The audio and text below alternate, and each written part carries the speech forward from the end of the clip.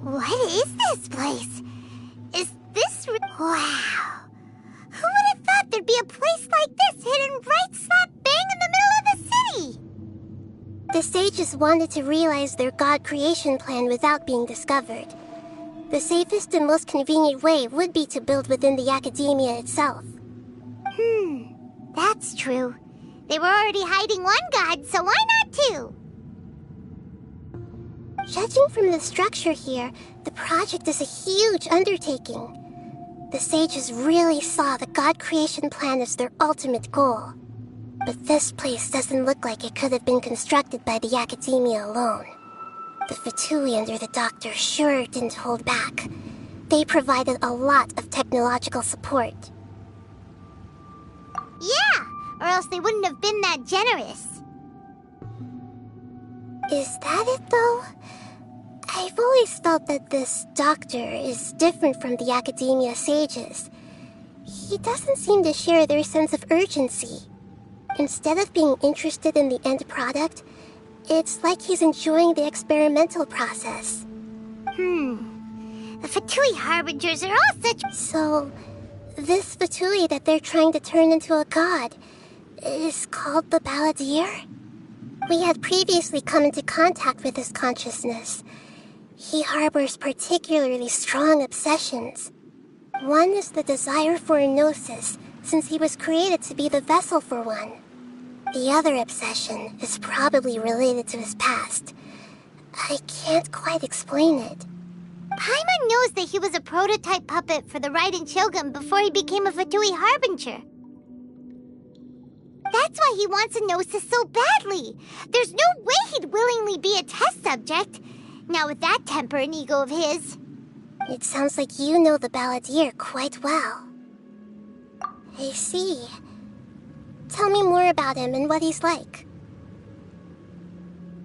The more we know now, the better we can plan for and react to any future situation. Ah, I see. How fascinating. Alright, time to go. Let's get through here and meet him in person.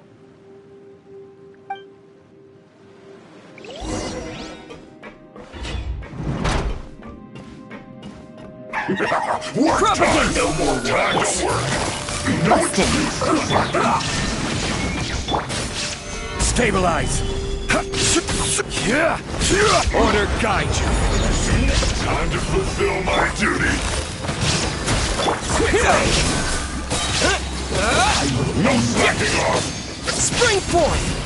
Here comes the catch! My work! Illusion shattered!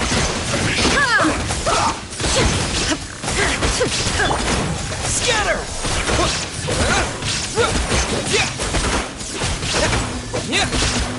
Let's end this quickly! Shine down!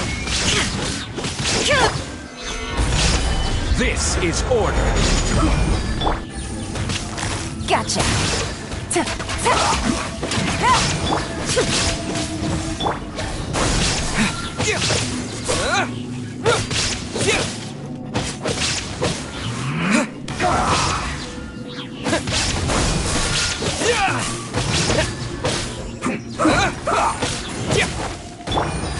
Quietly now.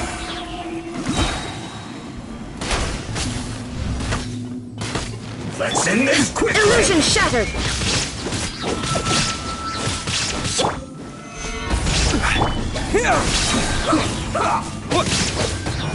Order guide you!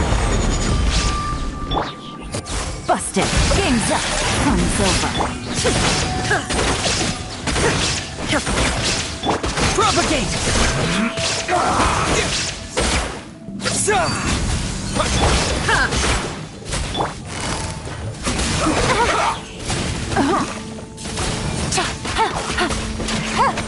There is no escape! Let's end this quickly!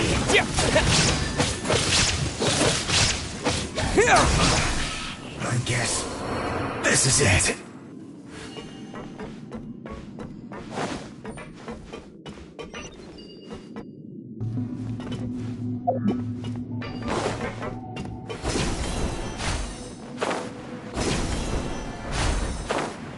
Looks like we can climb up these pipes.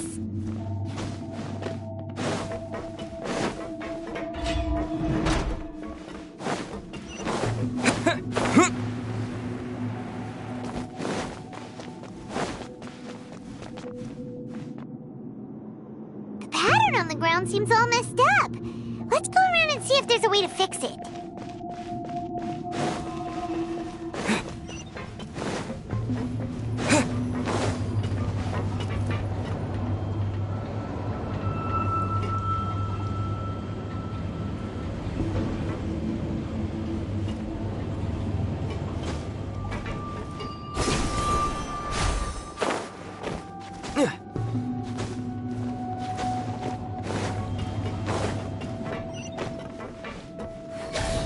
No more words. Gotcha. Send Take it this easy. quickly.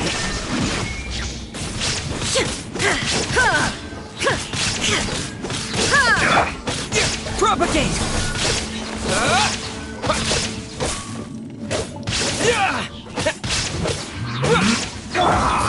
Quietly now.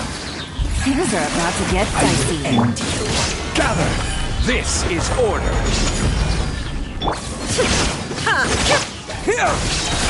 Let's end this quickly.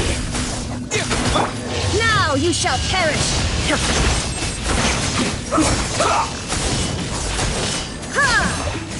This isn't good.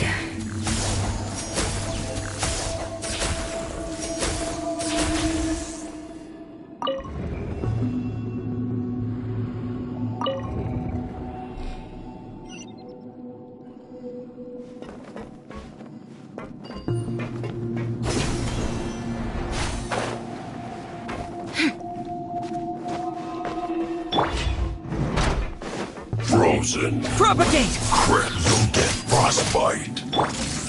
Solidify. Busted. Illusion shattered!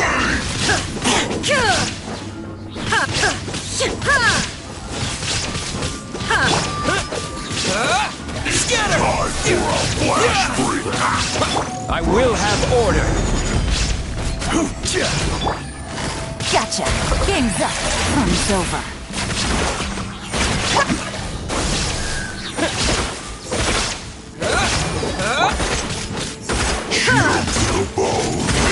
There is no escape! Busted.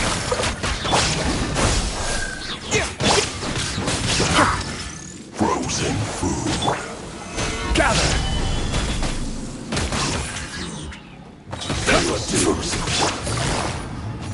Gotcha. Things are about to get dicey. This is order. Shine down! No escape. You can't run from death.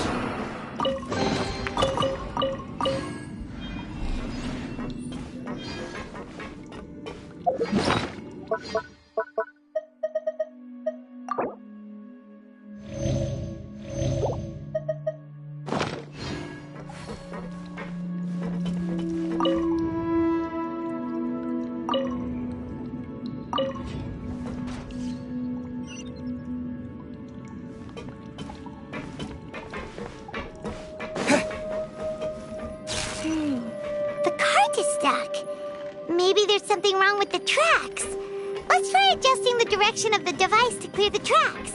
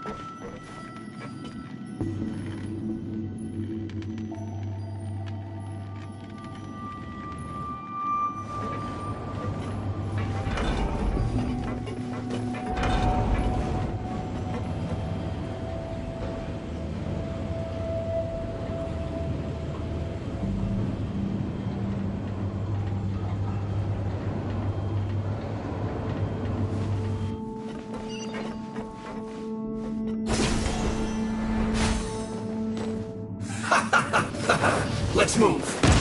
Propagate! Shouldn't get careless. Quietly now.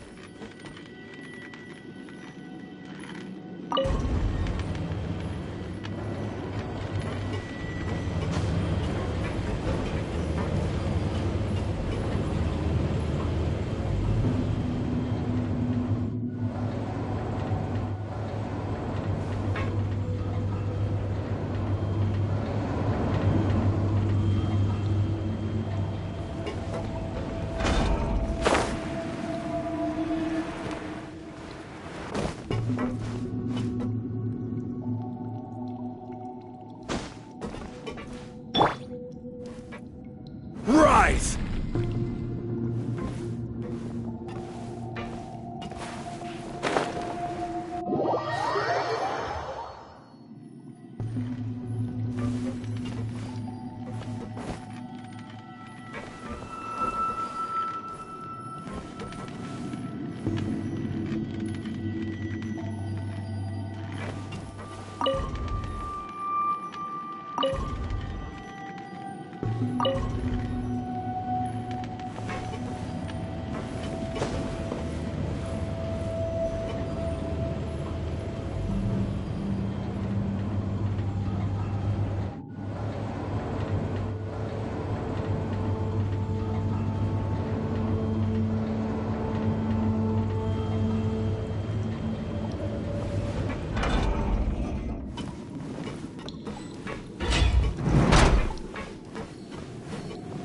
No more solidify. Gotcha. There is no escape! I will end you. Quietly now.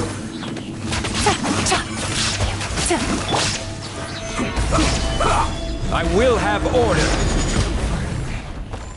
Shine down! Scatter! Gotcha. Let's end this quickly. Stabilize. Propagate!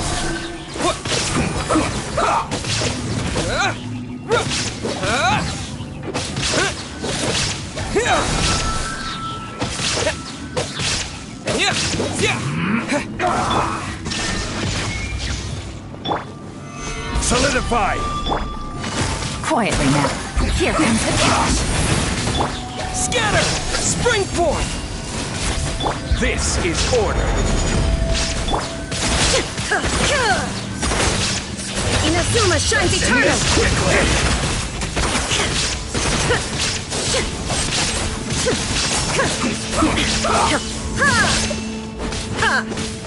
Illusion shattered!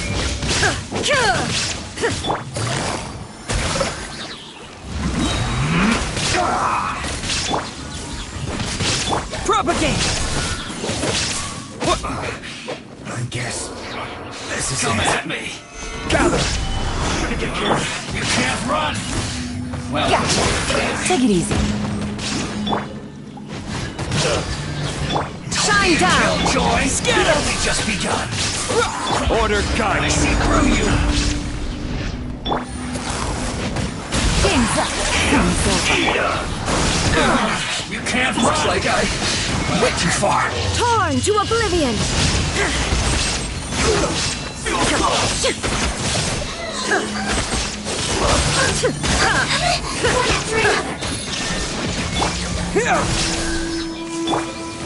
Stabilize. This is order. Germinate! Here comes the catch.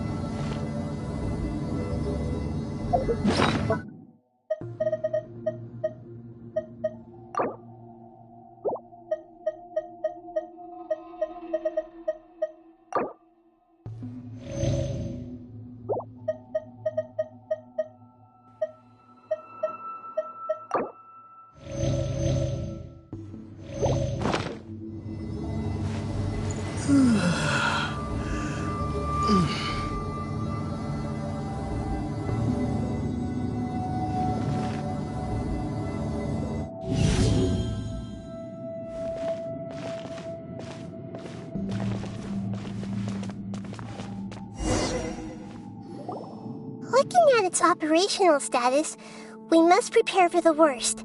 The god they wanted to create is likely close to completion or already completed. Oh no! What should we do? Paimon can't imagine how hard it would be to fight against a Fatui Harbinger with a Gnosis! Are you nervous, Paimon? If you really want to know, of course Paimon's nervous! Aren't you too, Nahida? Yes, I am. This is probably the first time I faced with a calamity of this degree since my birth. I feel not just nervous, but curious as well. Curious? Curious about what? Curious about our fate. To me, everything we perceive in this world, everything we learn, and everything that happens to us is considered knowledge. And if it's a form of knowledge, then it can be understood. However, only fate is about that which has yet to occur, so it has always drawn my curiosity. So to me, fate is the ultimate knowledge. That's also why I love observing humans and all the things that happen to them. It all brings me great satisfaction. And now, at long last, I'm not just an observer anymore.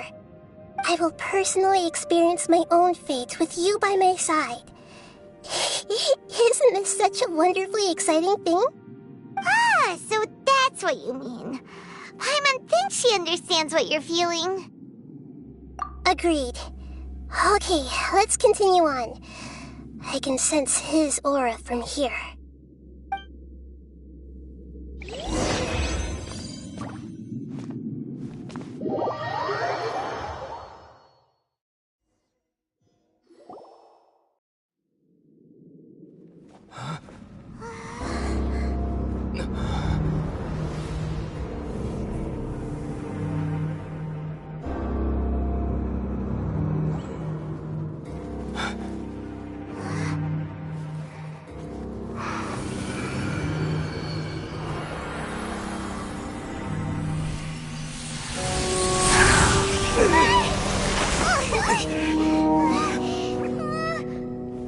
Who would have thought the world would be so eager for my birth?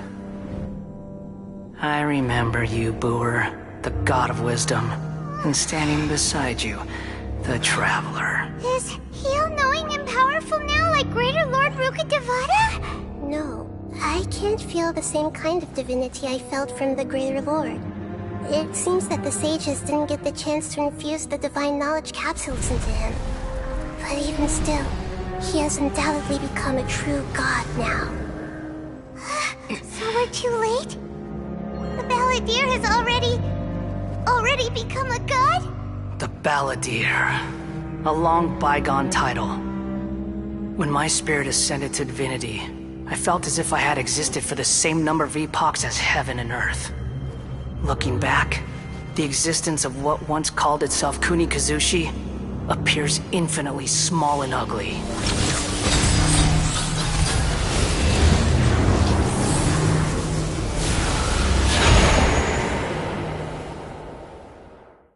This imposing aura, it really feels like the gods!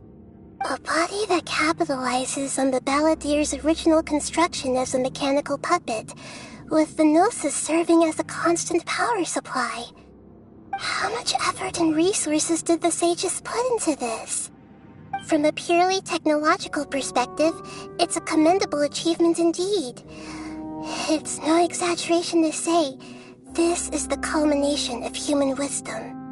You sure are something! Dishing out compliments at a time like this? But I don't think he's reached the spiritual height of a god.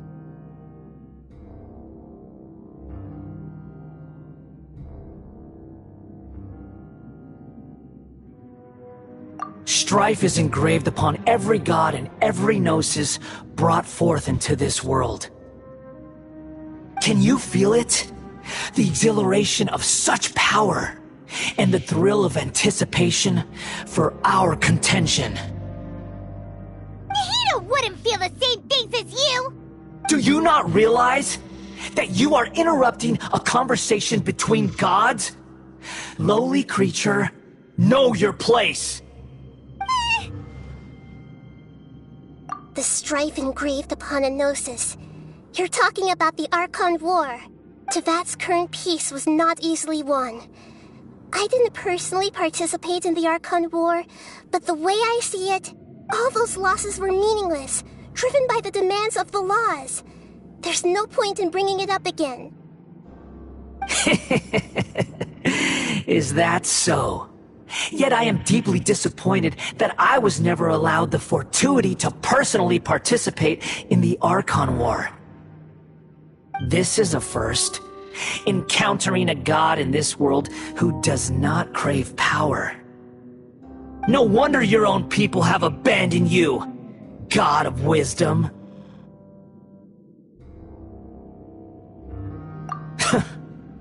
Your judgment is as your existence. Unsubstantial. This is where everything ends, Booer, the god of wisdom. You should know that wisdom cannot solve every problem. Like now, where your only option is to face me in combat. Come!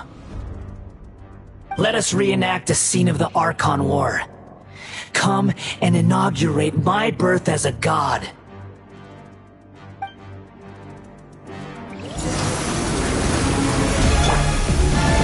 Solidify!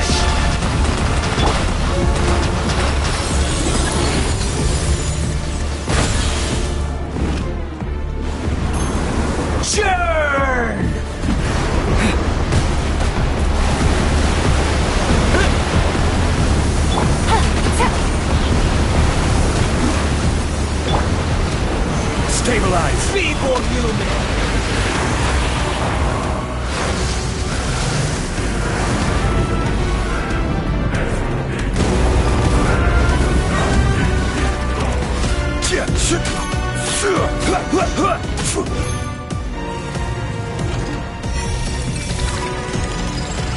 my command, you shall fall.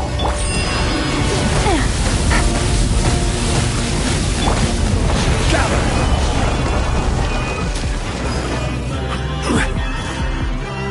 Insignificant pest!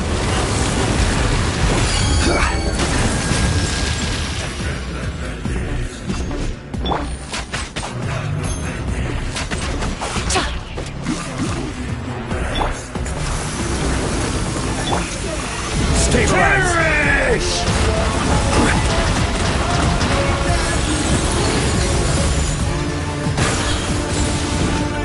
Feeble human!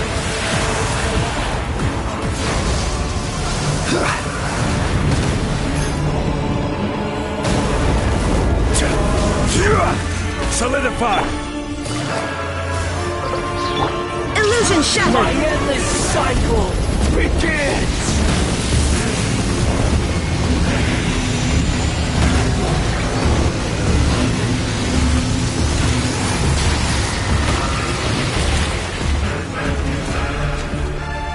Insignificant pest! Gather! Game's up. Fun's over. There is no escape!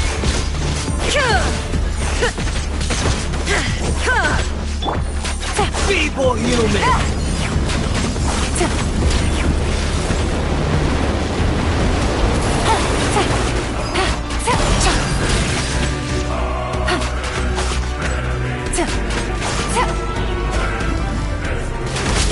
Take it easy. At my command, Solidify! you shall I will fall. have order!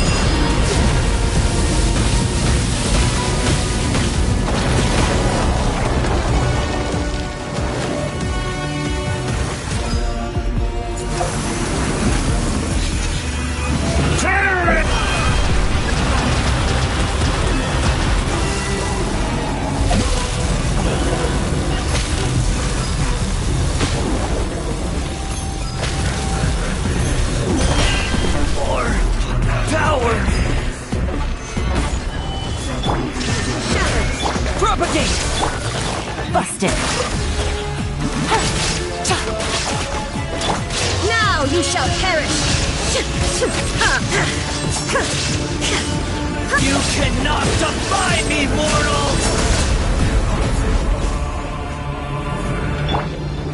My endless cycle begins! This is order!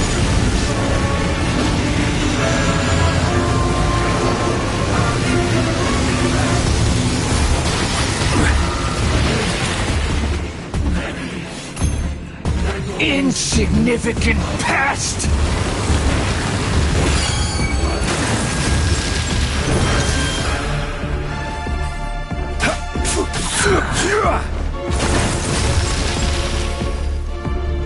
Feeble human! Solidify!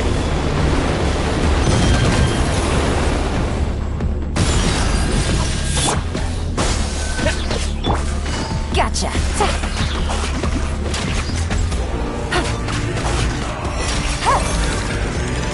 At my command,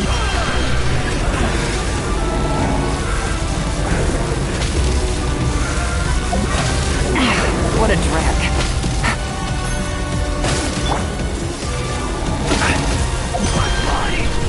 it's...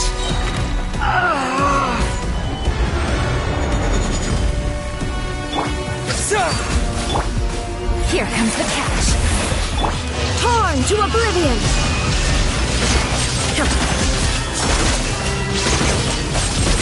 You cannot defy me!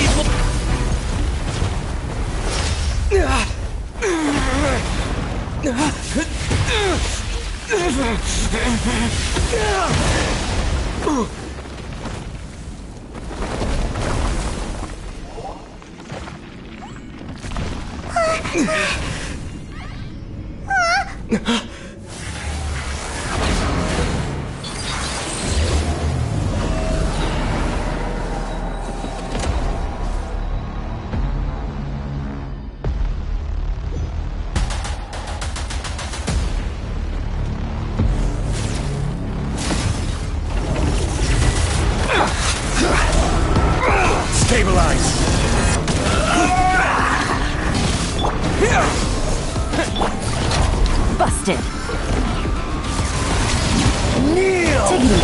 There is no escape. Solidify!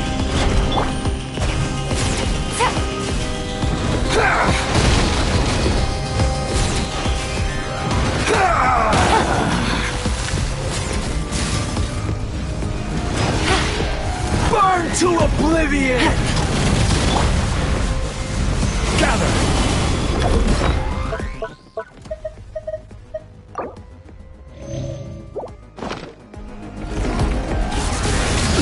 Kneel!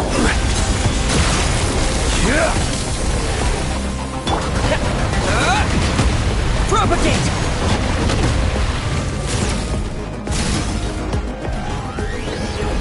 Reality is pain!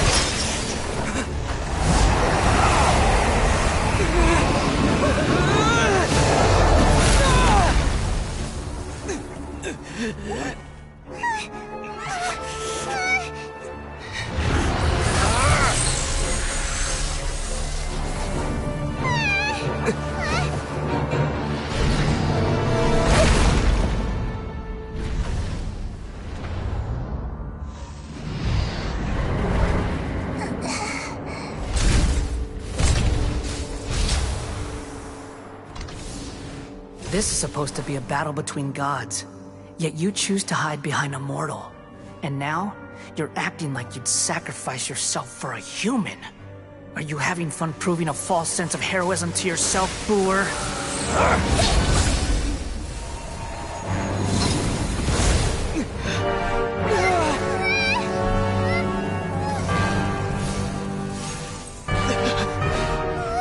The data collection is almost complete.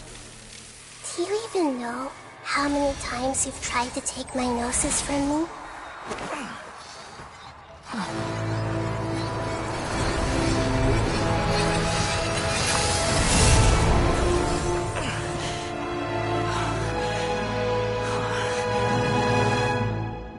We just concluded the 168th loop. Did you know that in the effort to create you, the people of Sumeru were forced to live through the exact same number of Sub-Zerus festivals and Samsara cycles? The power of dreams. When did you use it on me?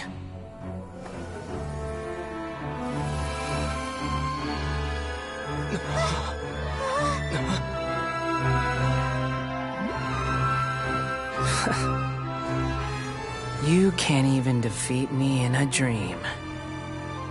What do you hope to achieve with this little trick?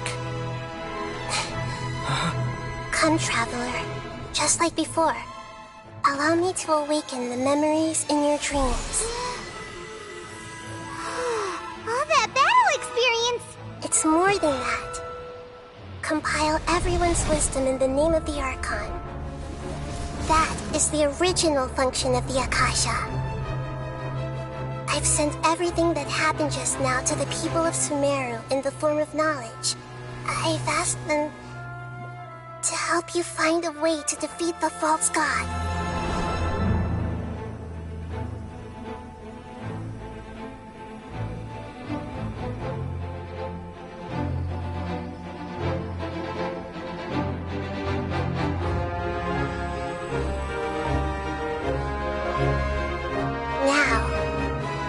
Sumeru's wisdom is at your disposal. Meaningless tricks won't save you.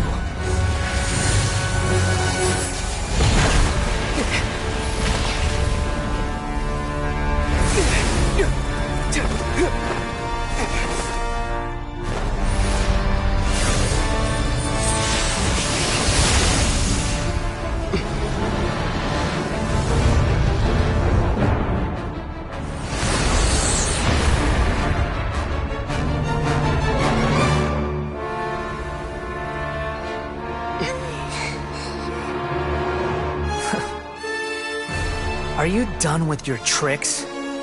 Can I finally take this as a real battle between gods? I'll leave this to you. The first sage of Boor.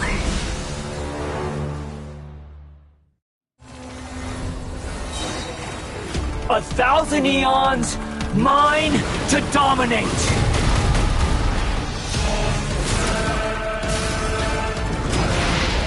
Burn to oblivion!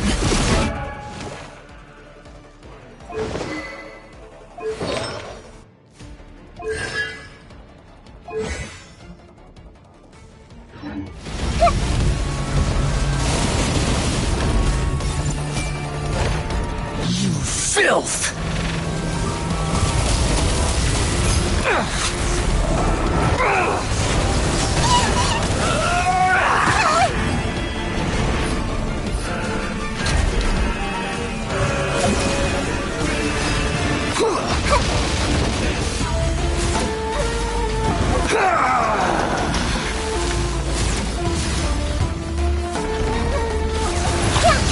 Kneel!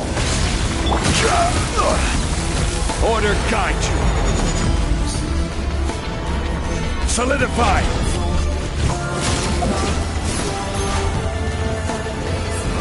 Reality is pain!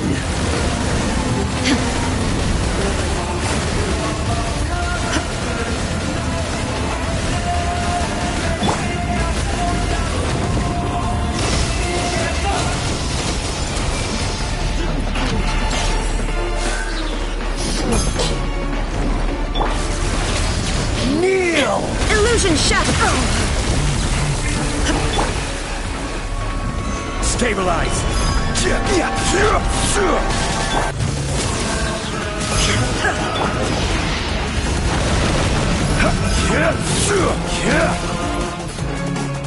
Good riddance, cruel world.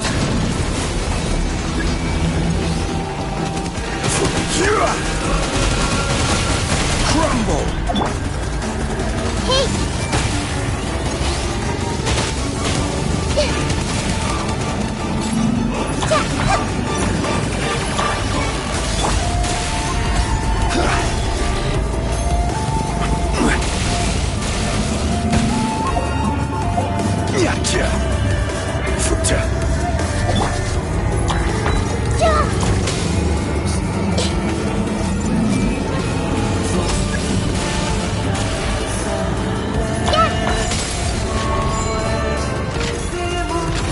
Your new god awakens! Now, your life...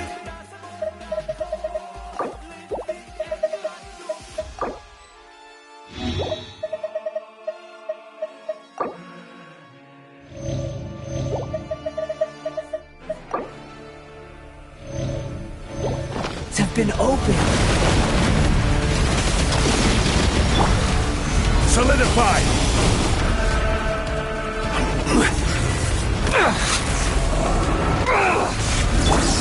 I see everything!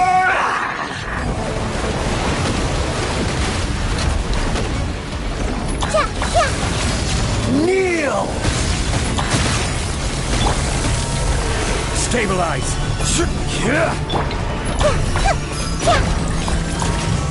There is no escape!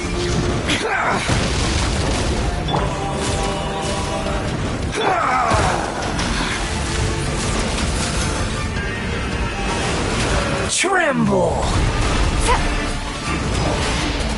Burn to oblivion! Grow, grow, grow!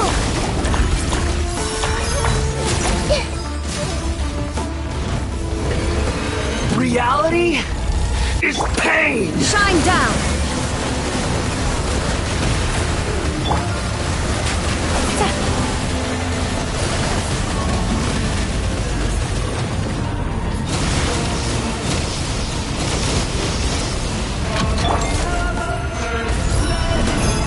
Illusion shattered!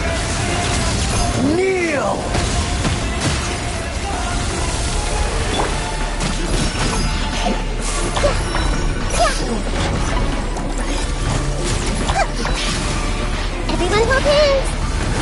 To oblivion!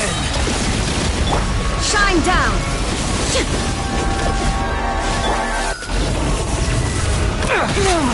Take it easy.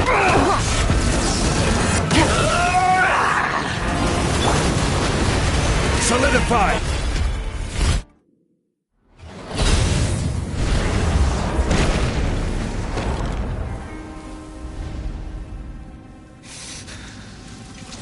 Humans. Filthy humans.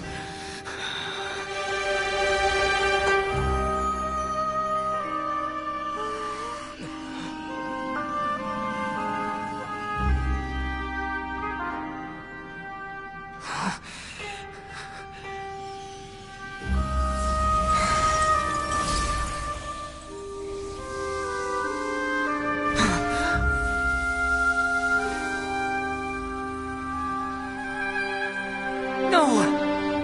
Wait! Please! Anything but the Gnosis!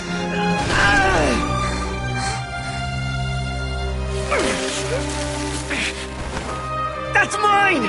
Don't even try!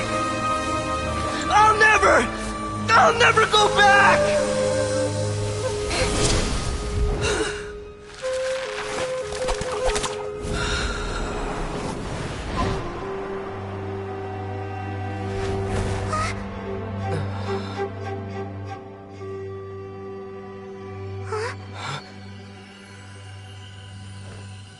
We haven't yet found the answer to the most important mystery. Irminsul is still waiting to be saved. With the power of another Gnosis, we may now finally understand the last memory of Greater Lord Rukkhadevata.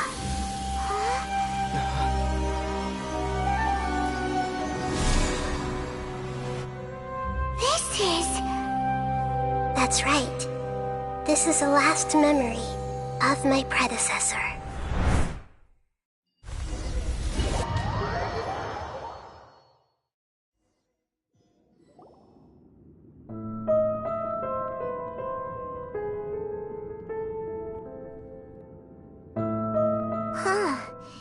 This sure seems very different from what Paimon imagined.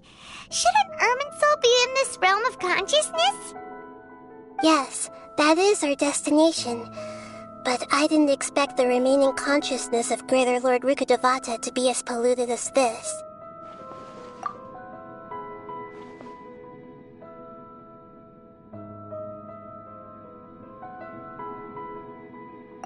Forbidden knowledge?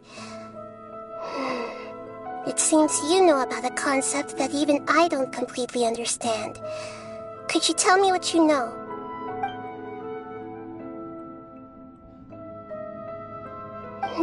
Your inference seems logical enough.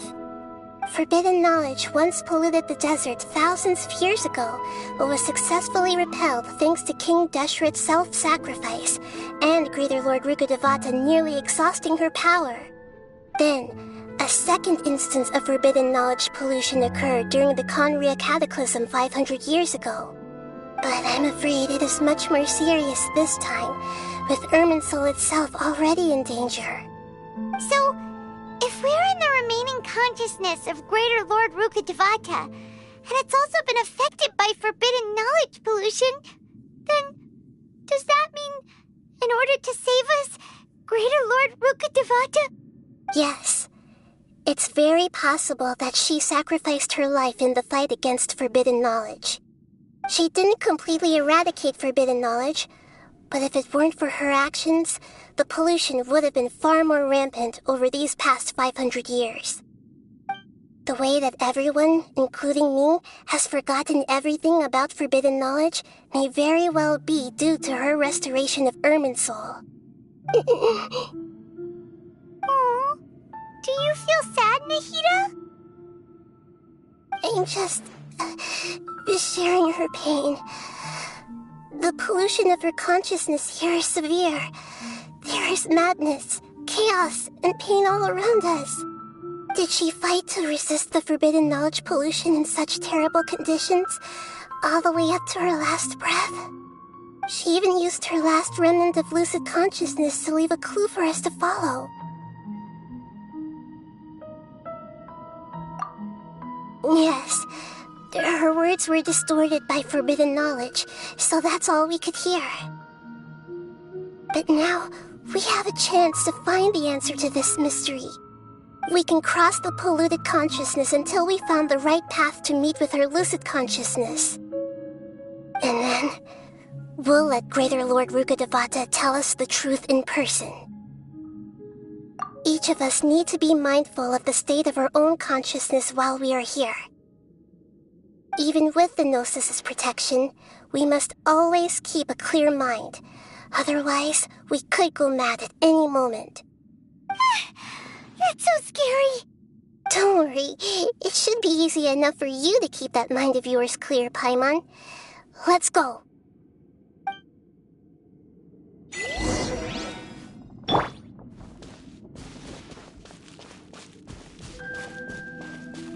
Are we in the air? And why is there a huge boat? That's the boat of consciousness, which symbolizes reason here. Its course is the direction our consciousness is traveling towards. If we lose control over our consciousness, we will fall into madness. So let's make sure the boat stays on course.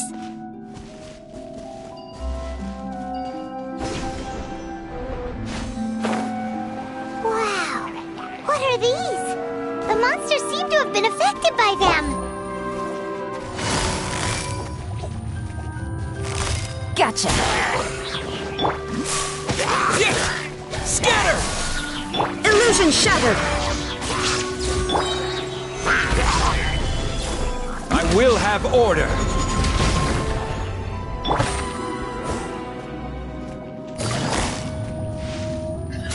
Quietly now.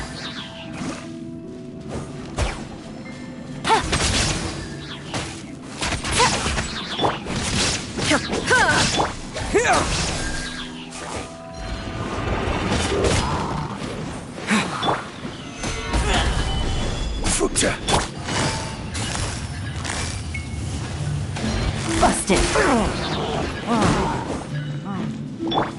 Germinate! Game's up. Time's over.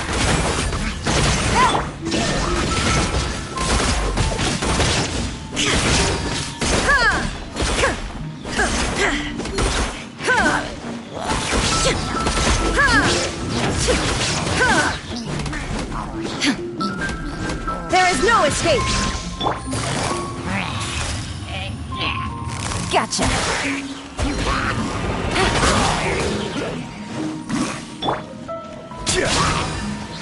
Gather! Scatter!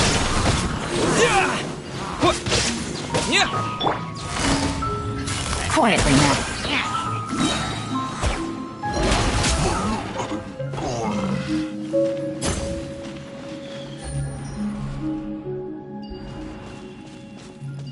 Take it easy.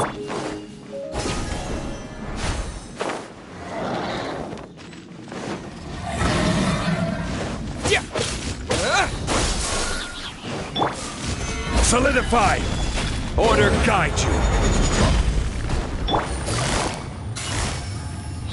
Gotcha. Things are about to get dicey.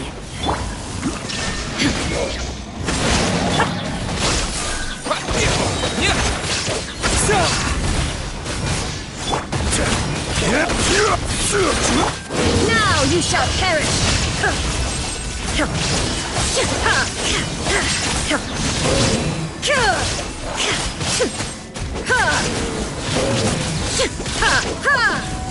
Shine down!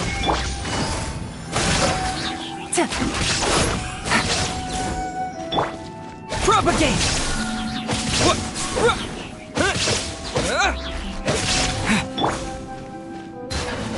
This is order. Stabilize. Busted. Here comes the catch. There is no escape!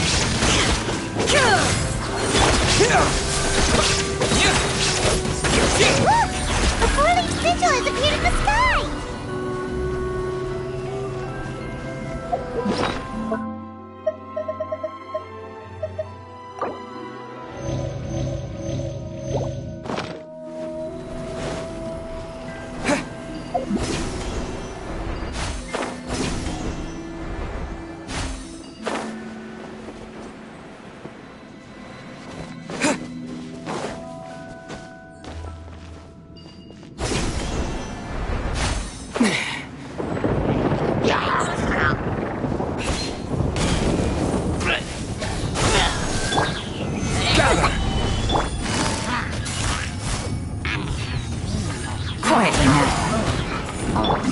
Spring forth!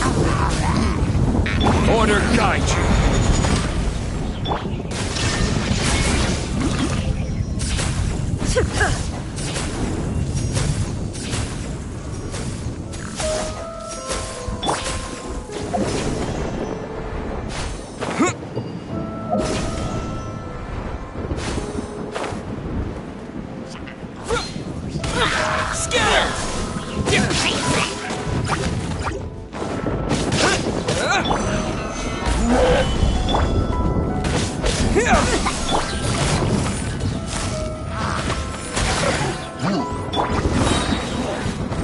Illusion shattered!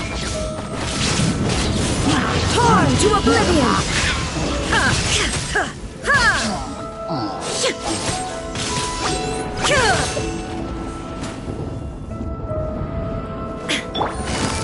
Busted.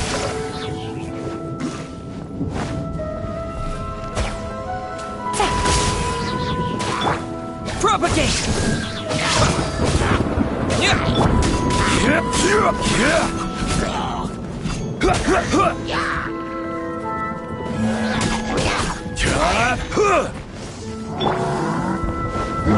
Scatter! Solidify! Gotcha.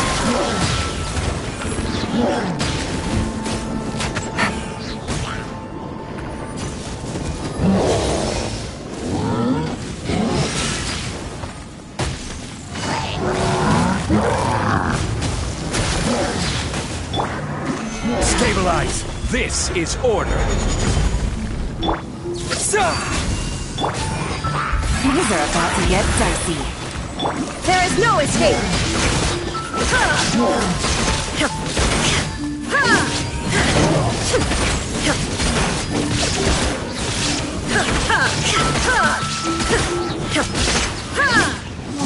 Order guide you! Now you shall perish! To control the boat of consciousness, we need to find the helm first.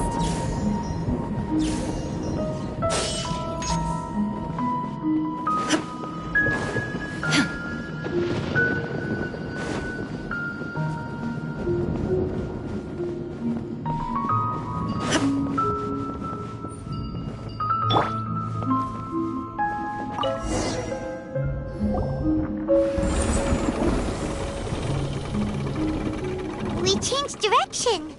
Are we still going the right way, Nahida? Mm-hmm. Judging from the current route, the boat of consciousness will soon take us out of here.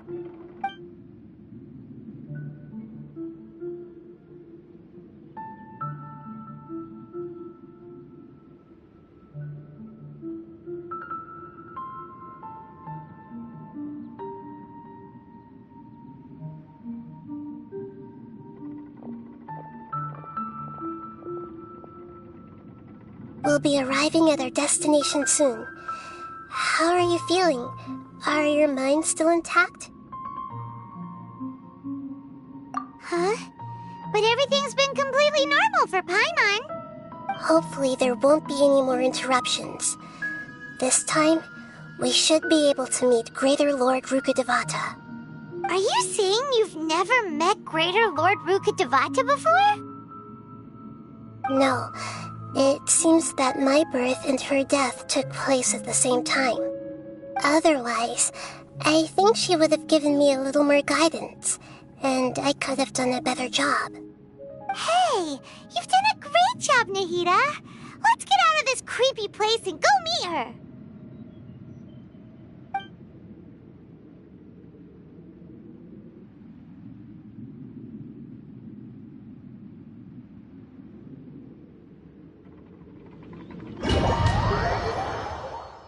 So, is this the place you were talking about? The base of Irminsul?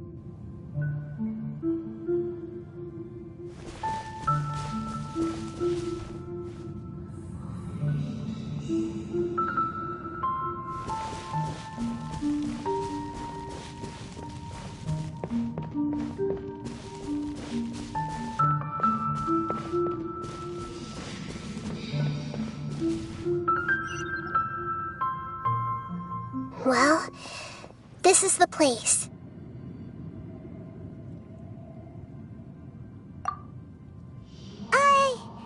We're here to find Greater Lord Rukkhadevata, right? But the one standing over there is... Is that me? She looks exactly like me. Are you Greater Lord Rukkhadevata? Yes, that's me. Are you surprised by my appearance?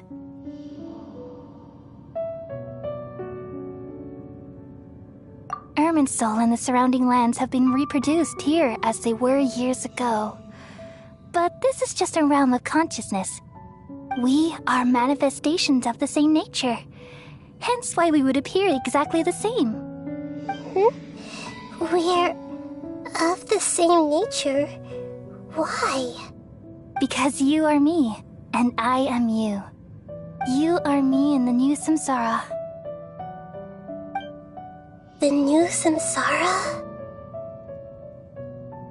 As Greater Lord Rukkhadevata, I'm the avatar of Irminsul, and you are the purest branch snapped from Irminsul. Imagine it this way. Even if a tree dies, its branches will eventually take root and grow, continuing the tree's life in another form. I'm merely the remaining consciousness of Greater Lord Rukkhadevata. The real me has presumably died a long time ago.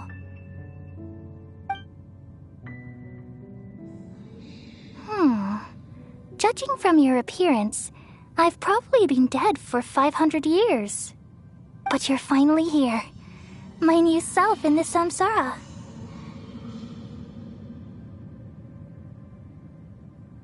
If this is true, then am I going to be a great Archon like you someday? Though we share the same nature, our fates are bound to be different. All things have their own fate.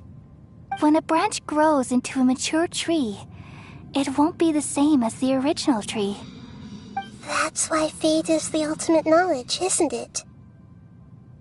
That's a great insight. Yes, very good. It's also precisely why you won't become like me. Really? But perhaps you may become an even greater Archon than I. I already see a determination in you that I didn't possess in my time, and the future that it leads you to will be yours alone.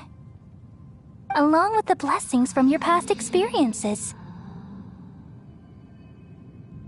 Don't worry. The growth of wisdom is like that of a plant. You only need to wait quietly for the flower to bloom. Come to think of it, the sages never had the faintest inkling of the meaning of wisdom. Thank you.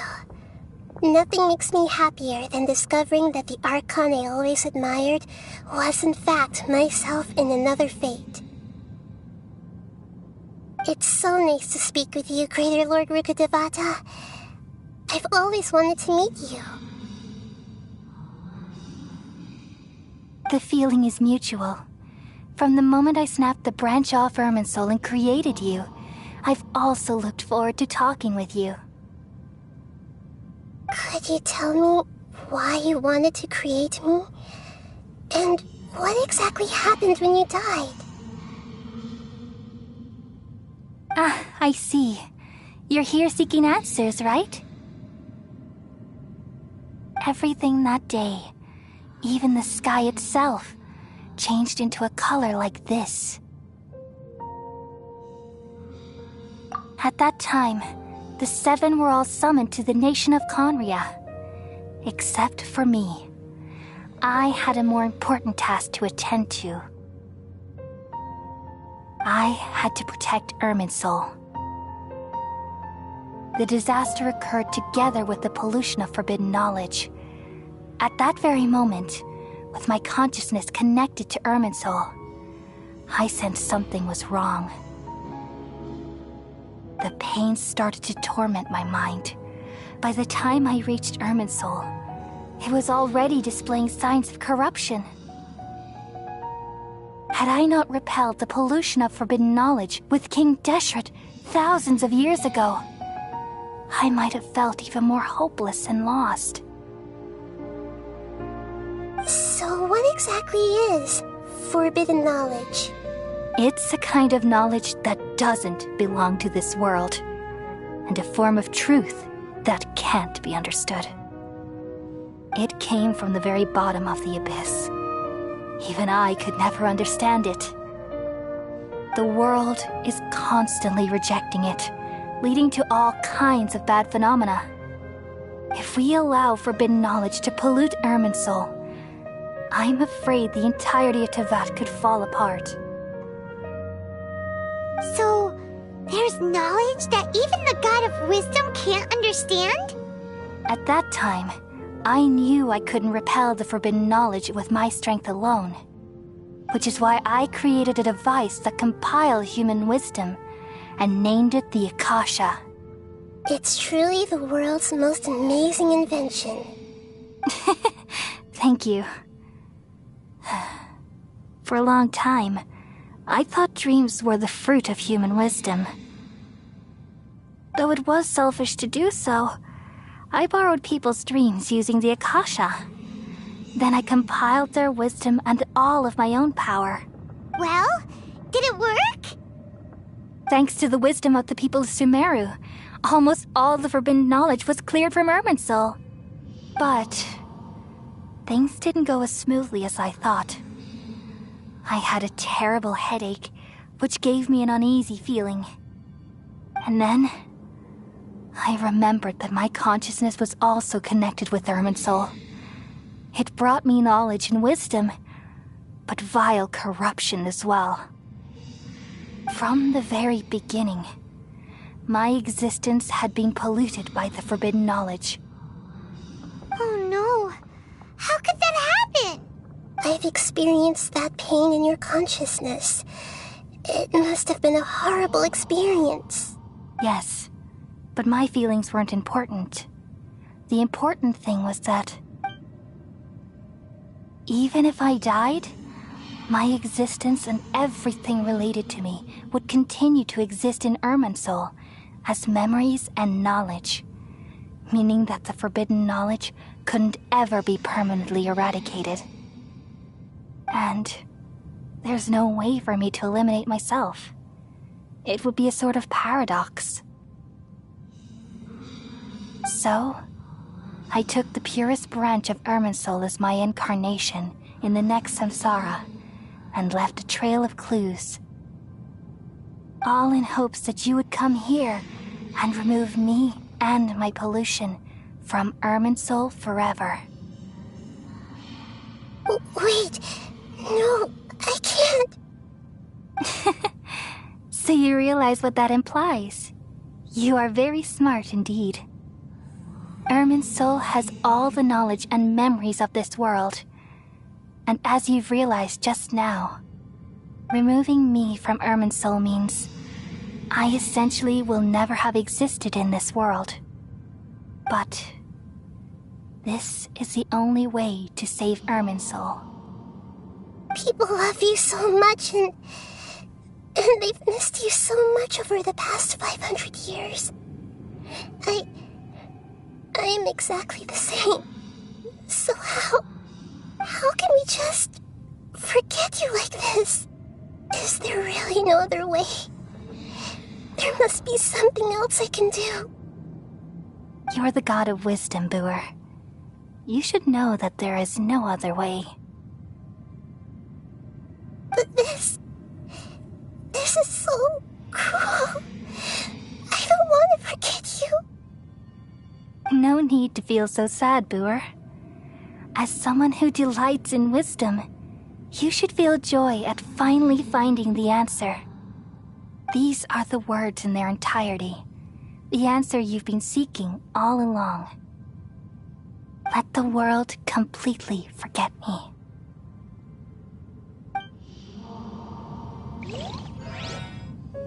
We all nestle under the great tree of wisdom, peering out to perceive the world. From the earth and from the rain, we perceive its wonders, until we become a white bird to perch atop a branch, and finally snap off the most important leaf. Once upon a time, I alone dreamed in this world. In my dreams, everybody would also dream after they fell asleep. Wild and wonderful thoughts would emerge from their minds. Some tumbled to the ground, and others floated to the sky, connecting all things in the world into one dazzling net. Among a plethora of worlds were numerous smaller worlds, all of fate, finding within the tapestry their brilliant glow. I gradually understood that these indescribable and constantly changing things are the most profound things in the world. Only they can completely repel the madness. Only dreams can awaken consciousness from the deepest darkness.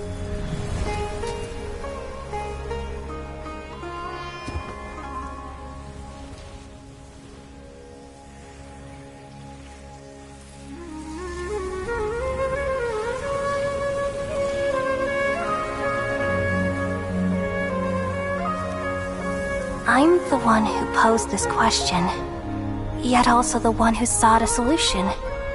Saving the world with the dreams of the people used to be my answer. And now, you've also found your own answer, and I shall return all the dreams to the people.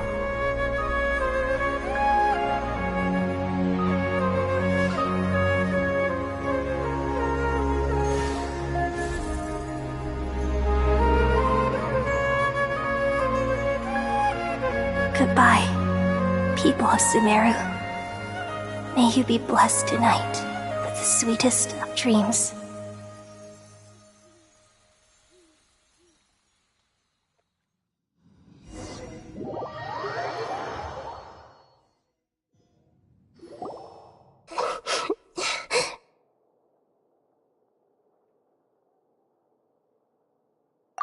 I'm alright. I'm just a little confused. We've just saved the world, right? So why am I crying? I don't know where this feeling inside of me is coming from, but I feel very sad. Just now, we used the power of two gnosis to successfully connect with the Irminsul consciousness from 500 years ago. Then, we removed the remaining pollution from Irminsul.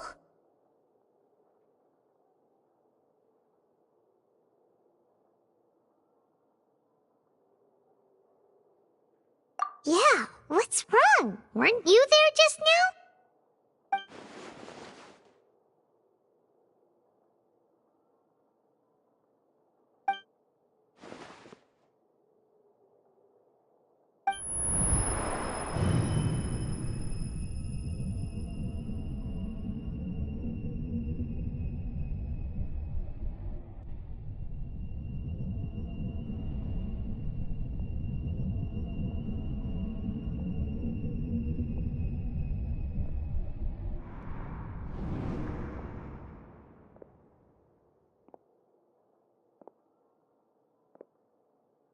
Huh? That sound. Traveler! Paimon! I've been waiting here far too long. But finally I have the chance to be alone with you. All the precious time I wasted has finally paid off. The doctor! What have you done? Just a type of sound wave that can quickly put defenseless people into a dream. As I expected, it doesn't have any effect on gods. This is the only thing of interest I found among the sage's research. I thought I'd take it for a little spin. Don't worry. I know you would never forgive me if I actually killed them. I'm here to negotiate with you. Naturally, I won't do anything dangerous that could potentially damage our relationship. Negotiate with me? I heard you had already left Sumeru. Why are you here again now? I left Sumeru, But I also stayed in Sumero. Even the God of Wisdom is restricted by the habits of cognition. How disappointing. You mean there are many different versions of you in this world? An astute guess. Even the same individual will have different cognitions at different ages. A long time ago, I made a major decision in hopes of preserving all my perspectives of how I observed the world. Observation is the first step of any experiment, but observing the current world doesn't satisfy me. It lacks an important dimension, that of time. So I saved segments of all my ages and made them into independent individuals. That's all there is to it. Indulge me. How does the God of Wisdom find my method of seeking knowledge? It's an insult to the very concept of life. Life inherently has many rules and restrictions, each with its own significance and reason to exist. They can't be broken on a whim. Good. Amazing, even. Indeed, it's difficult for humans to make peace with themselves, not to mention oneself from a different period. Since you are in the academia, why wait until now to show up? You could very well have stopped us and helped that fake god. Simple. Let me ask you this. Would any staff member ever help the subject in the middle of an experiment? It was my experiment. So why should I interfere with the results? The academia saw the plan to create a god as their ultimate goal, yet you only saw it as an ordinary experiment. You really are crazy. If the experiment succeeded, you would have had a new god on your hands. How would you have faced your own god then? Would you still take the same stance? Would you still hold the same view of yourself? I'm first and foremost a scholar. These results should be left to the judgment of the hypothetical me confronted with that outcome. But you're right. And that's exactly why I'm disappointed with the conclusion of this experiment. As an individual, you don't have any sense of belonging. You seem to have even fewer convictions than a typical scholar. Oh no, I certainly have my own convictions. They just don't fit your standards, that's all. All right, that's enough conversation for today. The experiment is over, and it's time to tidy up the equipment and reclaim any useful materials. For example, the Gnosis. Lesser Lord Kusanali, you're an intelligent Archon. I'm sure you understand the disparity in our combat abilities at this time. Besides, you have no way to use that Electro-Gnosis in battle. Didn't you say you were here to negotiate with me? Somehow, it's starting to seem like you intend to take it by force now. I'm merely stating a fact. After all, I'm also a scholar.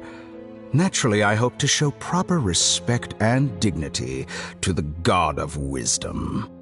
Your hypocrisy is built on absolute confidence. I understand your scheme, but... what if I were to destroy the Gnosis now and awaken the heavenly principles? Awaken the heavenly principles? Do you think that's really possible? The heavenly principles have been silent for many years, but the Gnosis are symbols of their control over Teyvat and all the laws. Will the destruction of a Gnosis attract the attention of the heavenly principles? And if so, how do the Fatui plan to deal with the consequences? Do you dare to gamble such a possibility with me? Gamble? How surprising. I thought you would show evidence or use rigorous reasoning to prove your point. The word gamble is the last thing I expected to hear from the God of Wisdom. But this is a clever move. You must have seen through me when I first captured your consciousness. As a scholar, I respect all possibilities. This has always been my principle and is an essential trait as an experimenter. Indeed, I can't ignore this possibility. So tell me then, what are your conditions? This foreign gnosis will only lead to disaster if it stays in Sumeru. But this electro-gnosis is the prize I obtained after defeating one of your fellow harbingers. Now, as the one who initiated this cascade of events, shouldn't you pay the corresponding price? Price? Interesting. What price would you have me pay? How about erasing all your other segments?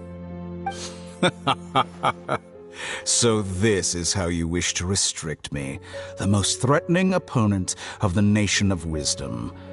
What you request of me is like plucking out the eyes I have placed in the dimension of time. Segments are extraordinarily difficult to make. They require extremely rare resources and enormous amounts of time and effort, requiring me to destroy them all here and now. Bravo. A suitably wise decision on your part. Yes, how very interesting. Can I assume that you have long been wary of me? Among all the versions of me, this segment you see now is the most selfish. If it weren't me, your idea wouldn't have worked. What did you see when you were imprisoned? You were observing me, and that's how you know I've long grown tired of their doubts and endless arguments. Like you said, it's difficult to make peace with yourself. Being as smart as you are, have you managed to do that? I see. If you think all those versions of me are worth a gnosis, then deal. You sure didn't hesitate much. Is the relationship between all the versions of you really that bad? I don't think there's any need to dwell on that. The surplus versions of me can be exchanged for a gnosis. Do you think anyone can offer themselves at a higher price? Besides, with my abilities, it's only a matter of time until I find better perspectives. Perhaps it's best to say, you're just temporarily ahead. But what I'd like to know is, how can you be sure that I've really erased them? I can see your remaining honesty.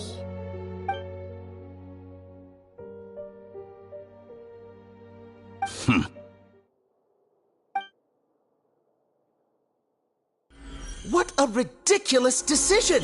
You can't be serious! How could I have been so short-sighted? You think this is the end? Wait. I'll have my revenge! You'll make Good this moment riddance. count. You will regret this! Well, have you confirmed that it's complete?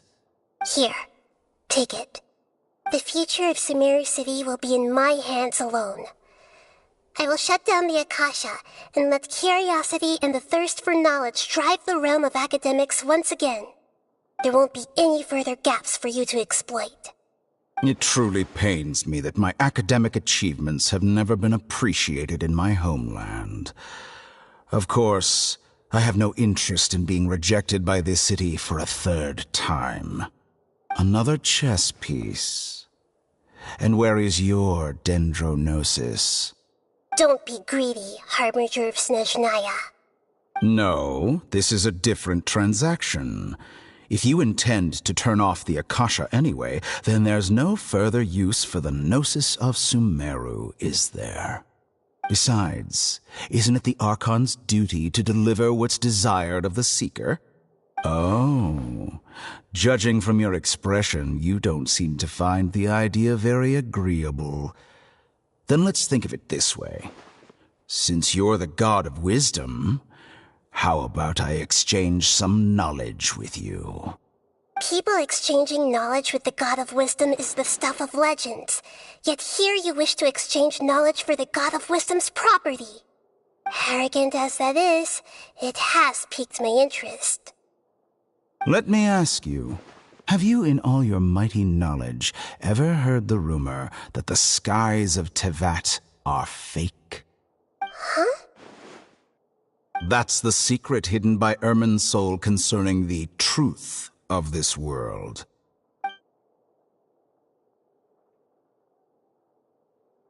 Once I finish telling you about this, it will be time for me to say goodbye. With negotiations, we've all gotten what we wanted. I'm very glad I got to meet you like this. Your arrogance may know no bounds, and convictions may mean nothing to you. But I'll still listen to what you have to say.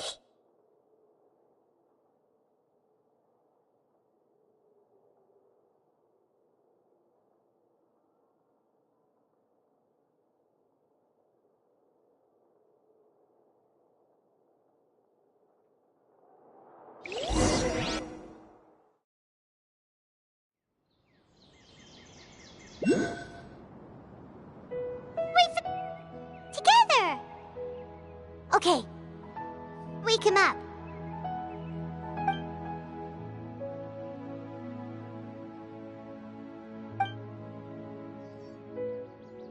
Are you awake? Kali says it's time for breakfast. Come on, get up! Good morning! How are you feeling today? Good to hear. It looks like we've recovered pretty well. Not even Tainari could stop us from going out now, right?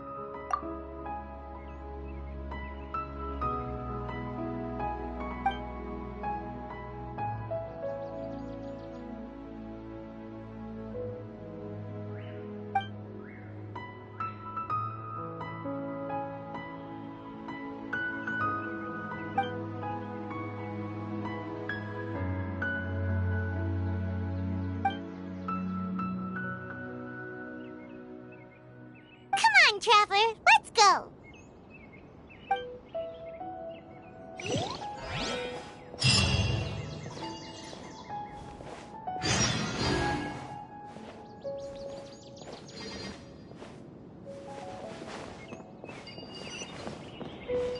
How many Rukashifu mushrooms do I need to sell short when they buy properly in town?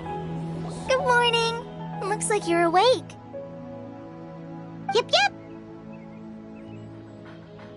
I prepared some breakfast today. Please have a taste. I hope you'll like it. It's nice to have you here so we can eat something yummy.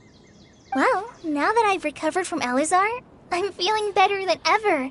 I can even prepare 4 or 5 meals a day now. And Paimon bets they're all delicious.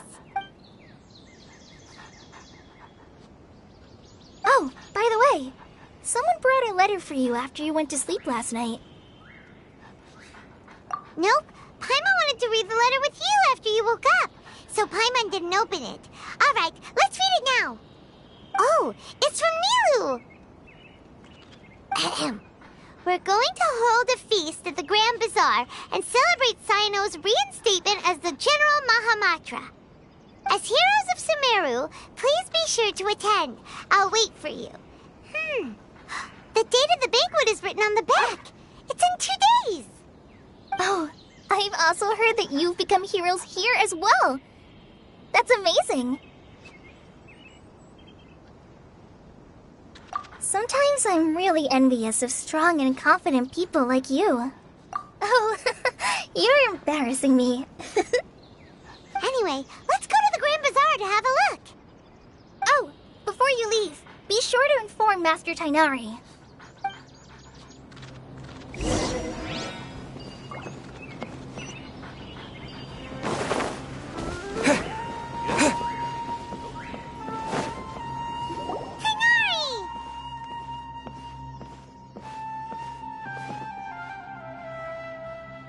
Good morning. How do you feel today?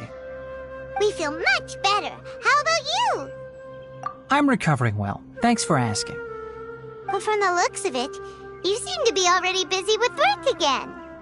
It's fine. I'm not that busy, really. The Elazar patients have recovered, as well as Hypatia. For now, I only need to tend to my Forest Watcher duties. It seems once Irminsul started getting better, everything else started to recover too. Yes, but there are still some residual effects. The withering is one example. Though it won't spread anymore, the existing zones won't just disappear. We forest rangers will still need to do the work. By the way, we have some good news. Sino got his position back. This news is hardly new. He had already mentioned it to me before. Huh? You mean he was already here? Why didn't he come to say hi to us? He visited once, but he was afraid of disturbing you while you were resting. He just asked me a few questions and left. Then you probably already know all about the celebration feast. Celebration feast? No, I haven't heard anything about that. Huh? But didn't Nilu say in her letter that they would celebrate Sino? He didn't tell you? Perhaps, or alternatively, he doesn't know about it either. Come to think of it, Sino doesn't seem like the type who'd enjoy a celebration feast. You and Kale are both Sino's close friends. Why don't you come to the feast with us? Kala has taken over some of my tasks these days. I don't think she'll have time for it. Not to mention me. You see, some VIPs have come to the forest recently. Huh? VIPs? Very important Paimons? Well, technically speaking, they are former VIPs. The sages involved in recent incidents have begun their training in the Avidya forest, and the people they had previously imprisoned have all been released. Huh? Yes, he's a little weak, but he isn't injured and his condition is stable. Lesser Lord Kusanali, in her boundless mercy, has decided to spare Azar and the other wrongdoers.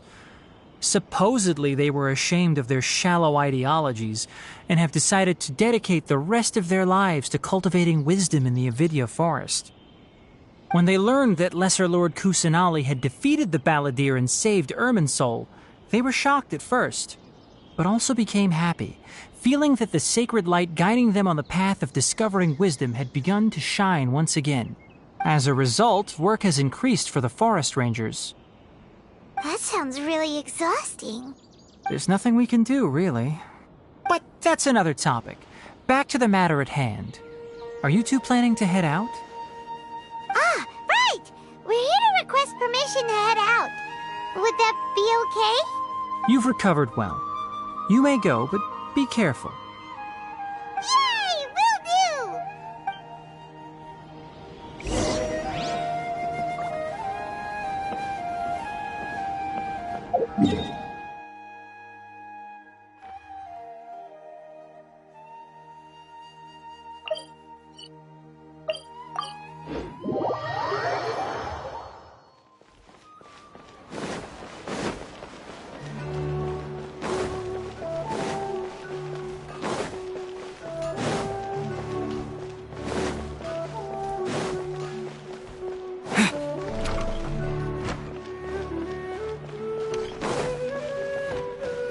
Well, there won't be any problems if the feast starts at that time. Everything has already been prepared. Mr. Zubair, I finished tallying things up here. Well, except for the guests. Is a simple reply really that much to ask of our guests? It's affecting our arrangements. Oh, it'll be fine. Besides, it never hurts to get things ready in advance. I was thinking the same thing. The feast will be held sooner or later, right? Hey, Nilu! Traveler, Paimon! We got your letter, so here we are! You're the best! The other guests haven't even replied yet. Huh? Are we the only ones that have arrived? Yeah. I had someone deliver letters to all of our guests. But maybe everyone is still busy with other things. Look, I get it. Sumeru is in an extremely important period of transition right now, but even if your friends are important figures, they shouldn't just ignore your request like this. Nilu is Sumeru's #1 celebrity, after all.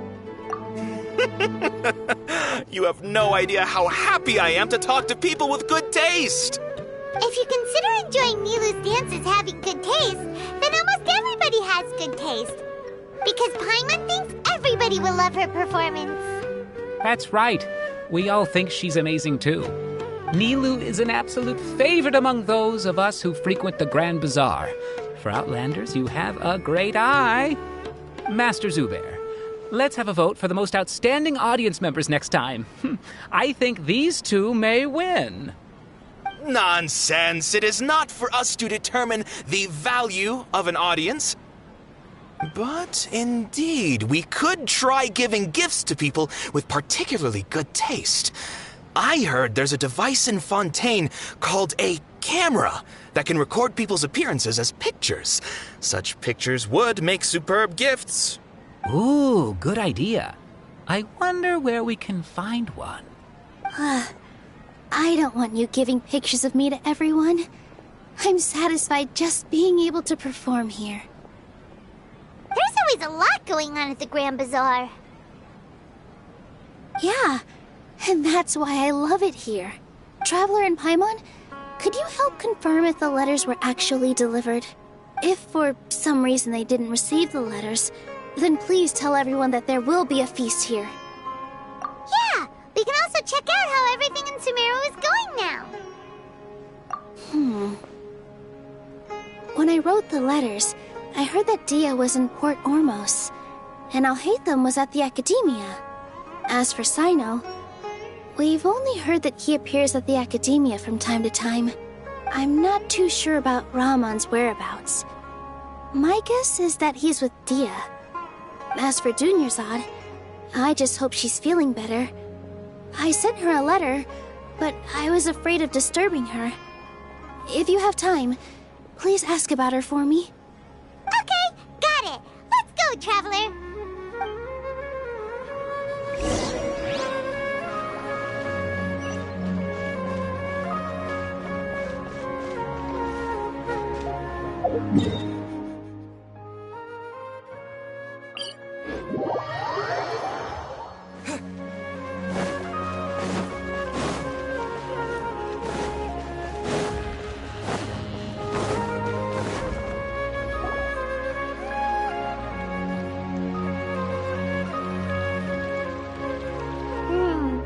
We haven't seen Alhaitham anywhere. Let's ask that person over there.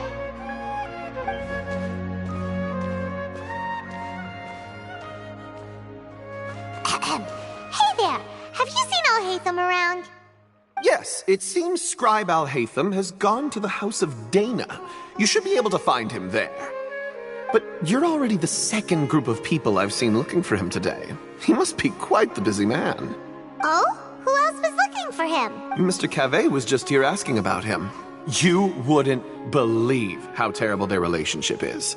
And now you two are here. Don't tell me everyone's here looking for gossip about the sages. No way. We're strictly here on business. Ah, I see. Sorry, I thought maybe everyone's as interested in rumors about the sages as I am.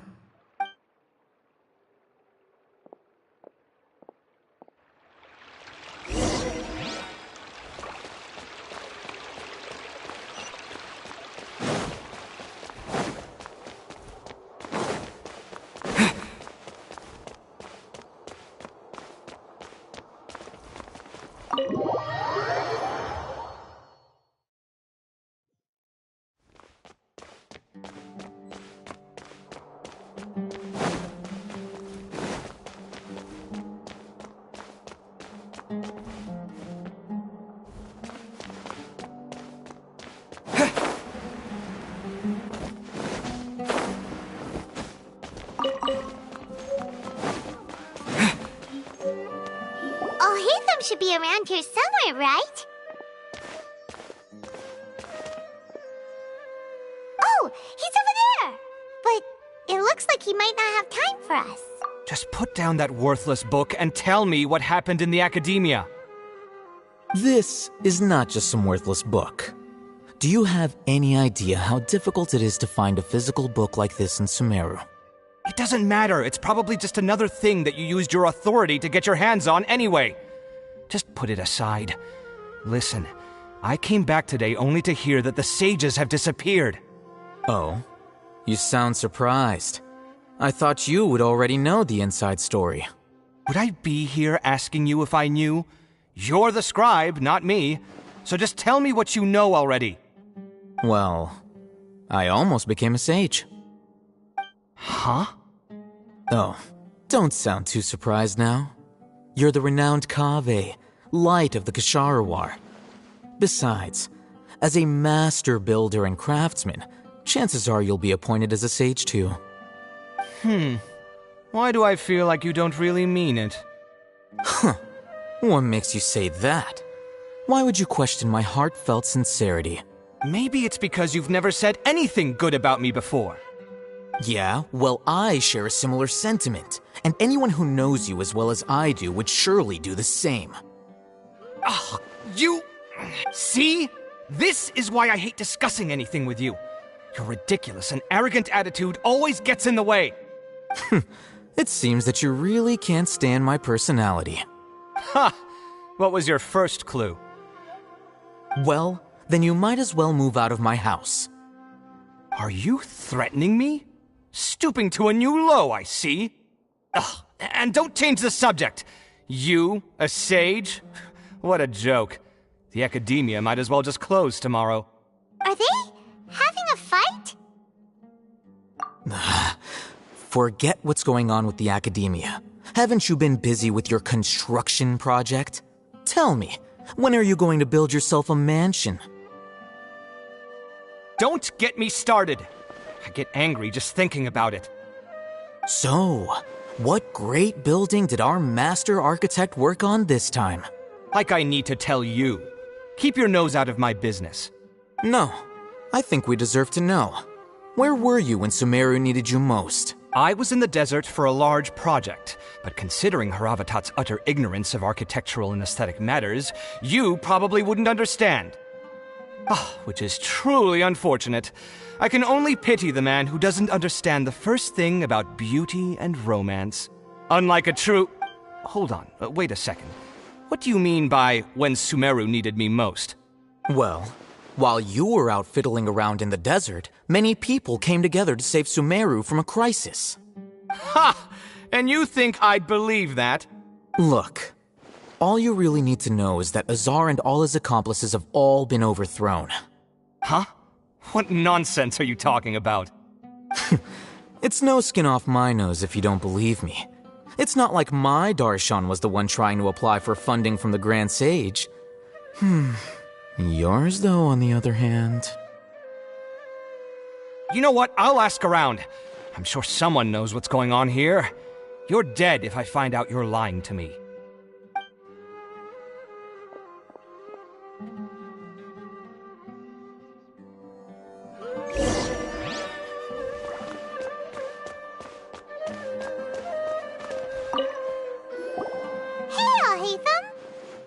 Oh, it's you two.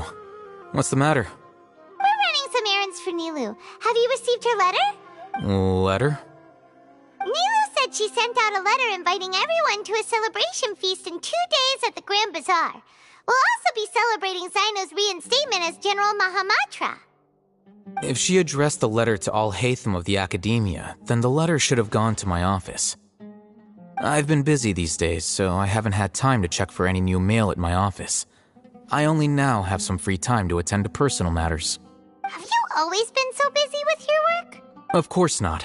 I'm only busy these days because several sages have been dismissed recently and the whole academia was practically turned upside down. Tainari told us they all went to train in the Avidia Forest. Apparently they will spend the rest of their lives there. That is already the best possible ending for the likes of them. 4 of the 6 great sages were possessed by their desire for power and attempted to create a new god. In order to pull it off, they even imprisoned the other 2 rational sages. To imagine such things could take place in the academia. I don't know where to begin. Yeah, you're right. Feels kind of strange to hear them called that after all this time. But then again, the 6 great schools sounded pretty impressive too. Yes, at least that's how they're supposed to sound. It's said that when the Academia was first founded, the Dendro Archon herself established the 6 great schools, each representing one of the 6 different types of wisdom. Numerous Darshans have sprung up and faded. Only the 6 Darshans attaching themselves to the 6 great schools have stood the test of time and obtained permanent seats in the Academia. Now, The 6 Darshans are nearly synonymous with the 6 great schools, and the leaders selected for the schools are the 6 great sages. Among the 6 great sages, there is one central leader, the Grand Sage. Unfortunately, only the sages from Vahumana and Amorta remain now. They were imprisoned for opposing Azar and were only rescued after Azar's downfall. So who's managing things in the other 4 schools now? Do they need to find someone new? Yes. Normally, new sages are selected based on a strict set of criteria. Oh, didn't you just say something about becoming a sage? If they pick you, then we'd have a huge connection in Sumeru. Yes, about that. You didn't let me finish my sentence. The person in charge of personnel affairs nominated me to be the Grand Sage in place of Azar and help Lesser Lord Kusanali manage the academia. But I refused. Huh? But why? Ugh, can't you be a little more ambitious? I'm not even interested in being one of the 6 great sages. Like I said before, I don't like being a leader. Oh, all right. So are you busy these days trying to find others to take the job? That's not my job either. I'm only responsible for handling important affairs within the academia before the new sages take office. And the first thing I'll do is reject Kasharawar's application for funding. By the way, who was that other person just now? Is he your friend? Do we look like friends?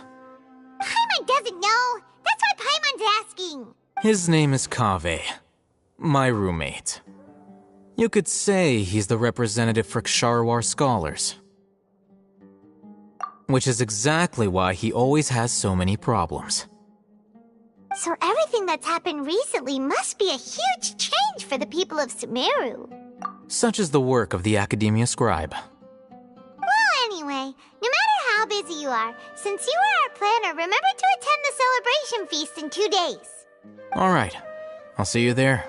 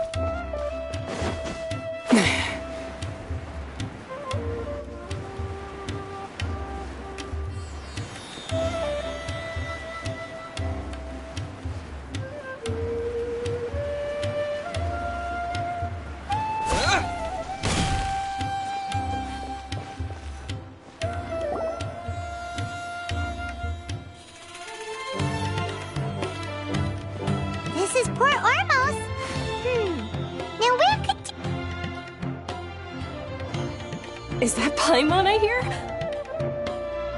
Huh? Oh, it's been a while. How are you doing? Dinyarzad! It's been so long since we've seen you! I'm doing well. I can go as far as saying I have never been happier in my entire life. I don't know if you've heard, but Elazar has completely disappeared, and all the patients have recovered. You kidding? Knowing them and the connections they've got, I'm sure they've heard about it. Yeah! That's right.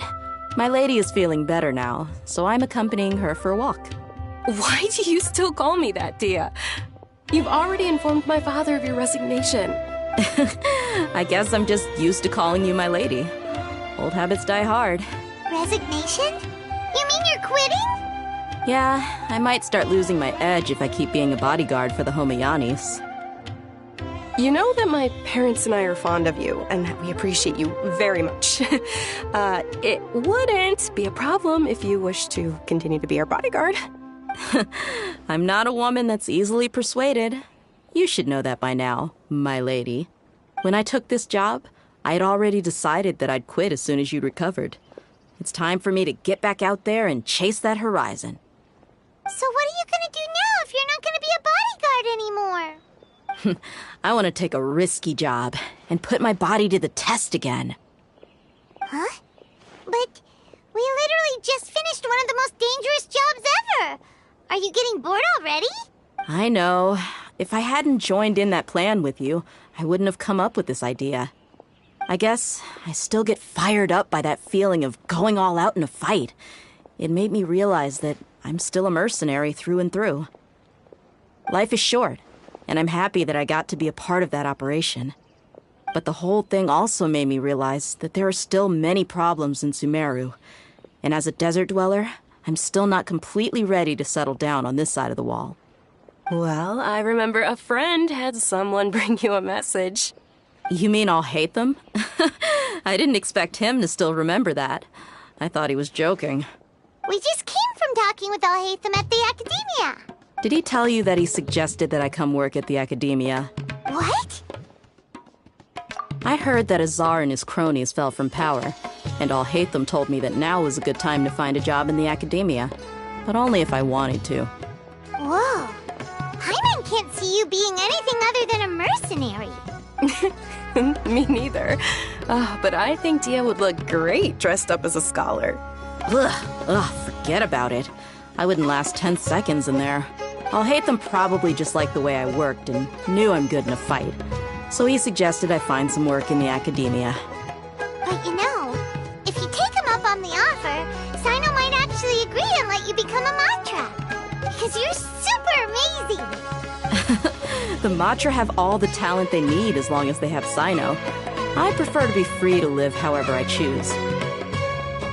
In fact, I chose this job from the very start because I knew it'd be right up my alley. Even if being a mercenary means facing all kinds of danger. A lion has to return to the wild sooner or later. If anything, being your bodyguard has been unfamiliar territory for me. I don't want to see you go, but I'll respect your decision. I'm glad to hear you say that. Come on, no need for the sad face. It's not like we'll never meet again. Once the whole Dendro Archon thing is settled, everything in Sumeru will take a turn for the better. That makes me happy too. But a peaceful society will probably mean less demand for mercenaries like me. Before long, we'll be a dying breed. So I'd better get to work while I still can. Huh? But wait a second. You make it sound like you're leaving now. Well, no, not yet at least. I promised my lady I'd stick around until next week. So, have you been in Port Ormos this entire time? We were wondering if you had received a letter from Nilu. Oh, did Nilu write to us? She heard that you were seen in Port Ormos, so she sent the letter here. Huh. It was probably sent to the inn that we're staying at.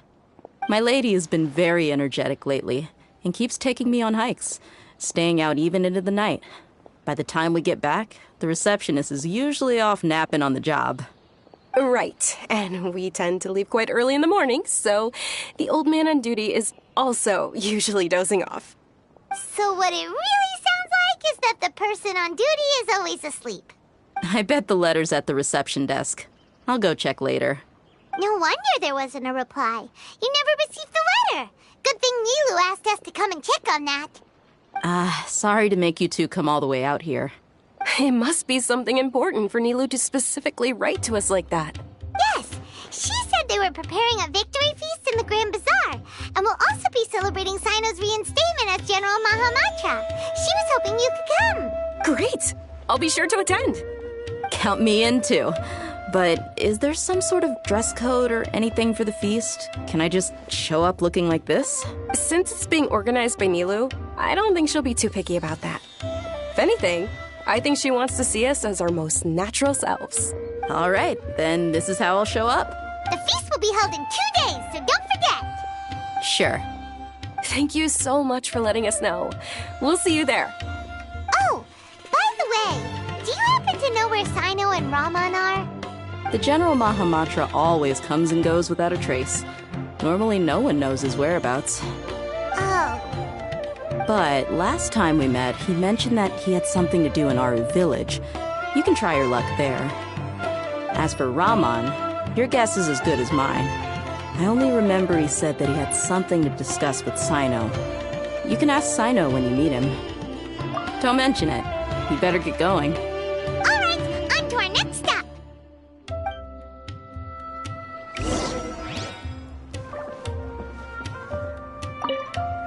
After recovering from Elazar, everything seems so different to me. When I look at the scenery I visited before, it has a completely different feeling. Yeah, you need to be stronger than an ox to take life by the horns. I think I've heard you say something like that before. But today, I finally understand what you mean. Is there any place you'd like to go? I can accompany you. I've got time. What if I tell you that I want to go to the desert? Fine by me. If we go to the desert, I can introduce you to my friends there. But we should prepare and get everything we need before setting off. Let's go! I'll go pack my luggage now. After we're done with the feast in 2 days, we can go have fun in the desert. You can count me in.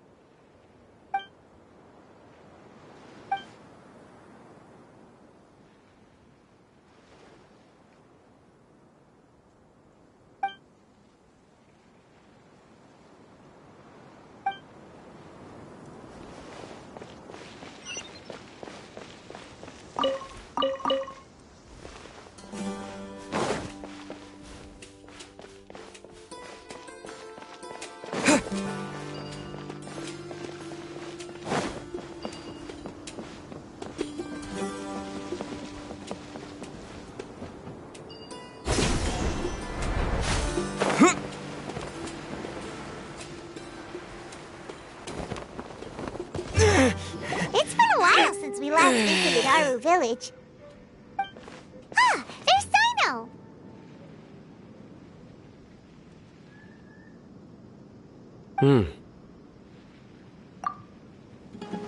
What brings you here? We recovered well, and Tanari agreed to let us leave, so now we're out and about again.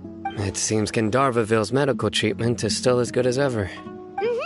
And Tanari is recovering well, too. That's good to hear. Yeah, you're the one who brought us to him when we lost consciousness, right? Thanks for that. You're welcome. Tainari has excellent medical skills, and Kale is quite attentive. It was the best place for you. But why are you just standing here like a dead tree? I'm meeting some people. Oh, you mean Candace? I've already talked with Candace and the village chief. They're still at the usual place. You can go there if you'd like to see them. But you know one of the people I'm meeting as well. Oh, by King Deshret's blessing, my friend suddenly appears in the desert. Don't tell me you've run into trouble and need us to help now. Roman! And... huh? Sataria? Oh, you know me? Oh, well, you're pretty famous in the academia. Don't worry, these are our friends. No need to be so guarded. I see. I'm doing well. Many good things have happened recently. Same here. Really, I feel that my whole life has started to shine after suddenly finding a new direction. Oh, tell us everything. Yeah, you go ahead. Alright, well, I suppose I should start by saying I've decided to leave the academia. What? It's not that I've given up on being a scholar. Instead, you could say I've found a new identity. I will no longer pursue research like a typical scholar, but I have not completely given up on my relationship to knowledge either. I can see what you're saying now. What do you mean? I plan to leave the academia and return to teach here in the desert. Wow, so you want to become a teacher? Sataria will return to support education here and teach people from the desert. She can't teach everyone on her own, but there are many of us Eremites all over Sumeru. She came to discuss a collaboration with me and hoped that I could bring her ideas to the Eremites. Yes, it's my hope that the Eremites can help me select a group of smart people with the best aptitude for teaching. I'll teach them, and after they've finished learning from me, they can go educate more people. That is the true meaning of education and the spreading of knowledge. The people of King Deshret suffer from sandstorms, exile, and ignorance. Miss Ataria is more than welcome to come teach here. Her arrival is like a star shining in the desert night. The stars have always guided caravans, thieves, soldiers, and travelers who get lost in the night. They lead those in the dark out of trouble and back to safety. Oh, please. Where's all of this coming from? I'm starting to feel a little embarrassed. You deserve these compliments. Mercenaries are accustomed to danger and don't fear death, which is why we recognize extraordinary actions that common people would easily overlook. Sataria's idea will bring much good to many people. At first, I feared it was destined to fail. Everyone knows that the academia doesn't allow scholars to teach in the desert without permission. As you know, all knowledge is under their surveillance and control, and very few desert dwellers are as lucky as me. But what I heard at that time has been haunting my heart, as if there were lightning bolts constantly bombarding my soul. Sataria, you tread a treacherous path, and the longer you ignore it, the tighter the academia's grasp on you will become. Sataria, why haven't you gone home? Never forget that the desert that belongs to you lies elsewhere. Miss. These words sparked something in me, and I knew that I had to bring something back to my people after going home. I gathered up the courage to approach the Grand Sage, only to find that he was no longer at the academia. Lord Sino told me that Azar didn't belong there anymore. Azar has received much-needed punishment. Though, if you ask me, it may have been too light. You probably have already heard. Lord Sino helped me obtain permission to leave the academia for the desert, and accompanied me here to discuss collaboration with members of the Eremites. My plan was able to go smoothly thanks to him and Rahman. You're all doing so much for the desert. Aside from that, I also have some other business to discuss with Sino. Lesser Lord Kusanali has allocated many resources to support and develop the desert. I've done some business for her, and part of it required the assistance of the Eremites. I applied for a few batches of educational materials from the academia, and sent them to several groups in the desert, as instructed by Lesser Lord Kusanali. I believe the people will make good use of them. That's exactly what the people here need. Physical books and other related items. If it weren't for Sino and Lesser Lord Kusanali, I'm afraid we'd never be able to get our hands on them. Apart from this, the academia is also recruiting scholars that are willing to teach in the desert. I'll let you and Satarian know as soon as I have any more news. We must be persistent about this, and maintain these resources to ensure long-term effectiveness. This is the first time in hundreds of years we've had a glimmer of hope. I think this may be the turning point for the desert. Remember these words. Here lies our faithful priest, Kasala. His wisdom is a miracle among the people, deserving of high praise and admiration. I hope people with wisdom like that priest will rise again among the desert dwellers. Then we'll once again see the wisdom and glory that once shook the world. Enough about us. Are you here to discuss some business too? No, not at all. We're actually here on behalf of Nilu. Nilu wanted to write to everyone, but she wasn't sure where the letters should be sent, so she asked us to come find everyone personally. A celebration feast will be held in 2 days at the Grand Bazaar. She hopes that all of you will be able to attend. At the feast, we'll also be celebrating Sino's reinstatement as General Mahamatra. Although, judging from your appearance, it seems you've already been reinstated. Paimon thought you would only start working for the Academia after the feast. Celebration? Feast? It's the first I've heard of it. Tainari was right. He really didn't know. This feast is for you, Sino. Sounds to me like you'll have to be there.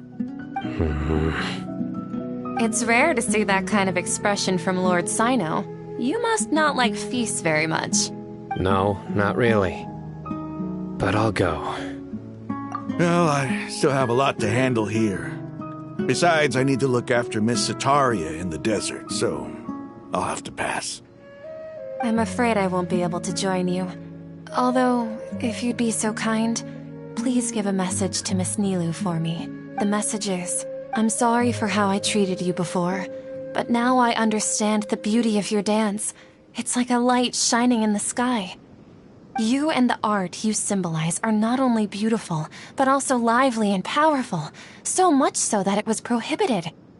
Please keep dancing, and someday I'll be able to appreciate your art in person. Okay, we've got all that down. Our job here is complete as well. Oh, Sino, remember, party's in 2 days. Make sure you're there. Got it.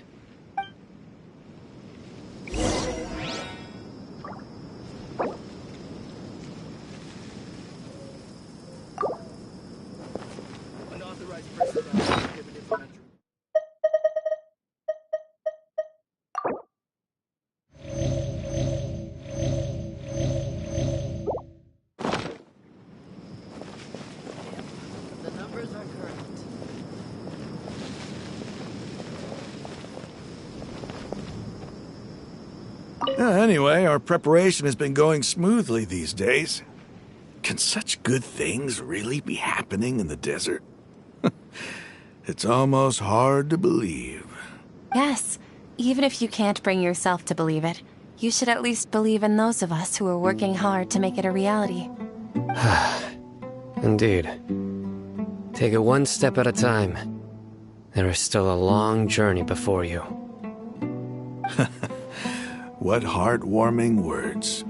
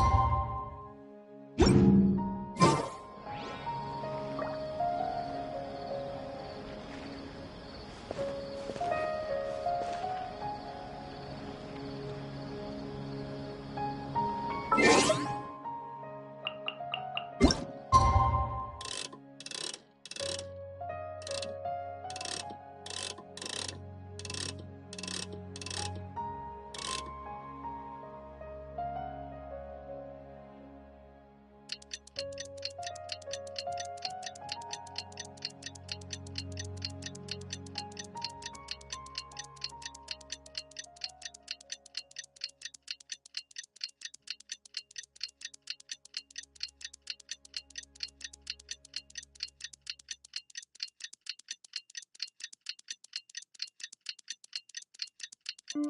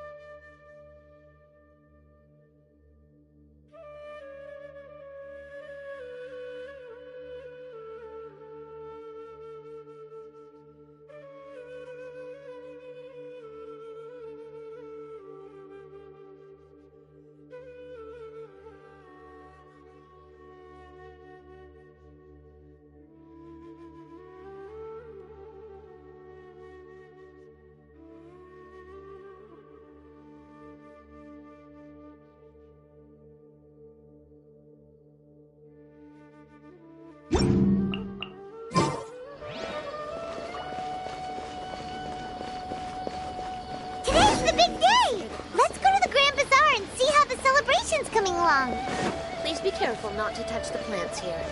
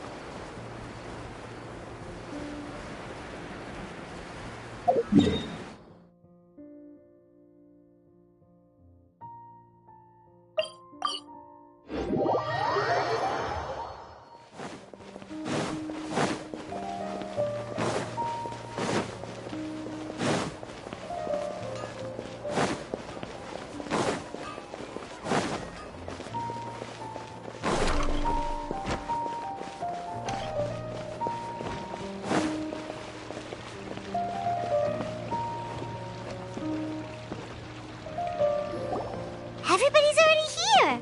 Looks like we're the last ones to arrive. I'm here.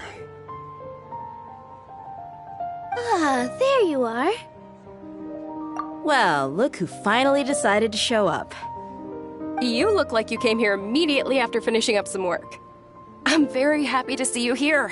But we're not late, are we? It's just that everyone else arrived ahead of time. I propose that the last one who arrived be put in charge of today's speeches. Nah, there won't be any speeches today. Oh, really? Well, even better. Come join us over here. Let's share some great food and drinks, and chat about all sorts of fun things. Everything looks quite good. Wow! Paimon can't wait! Traveler, just look at all the delicious food here!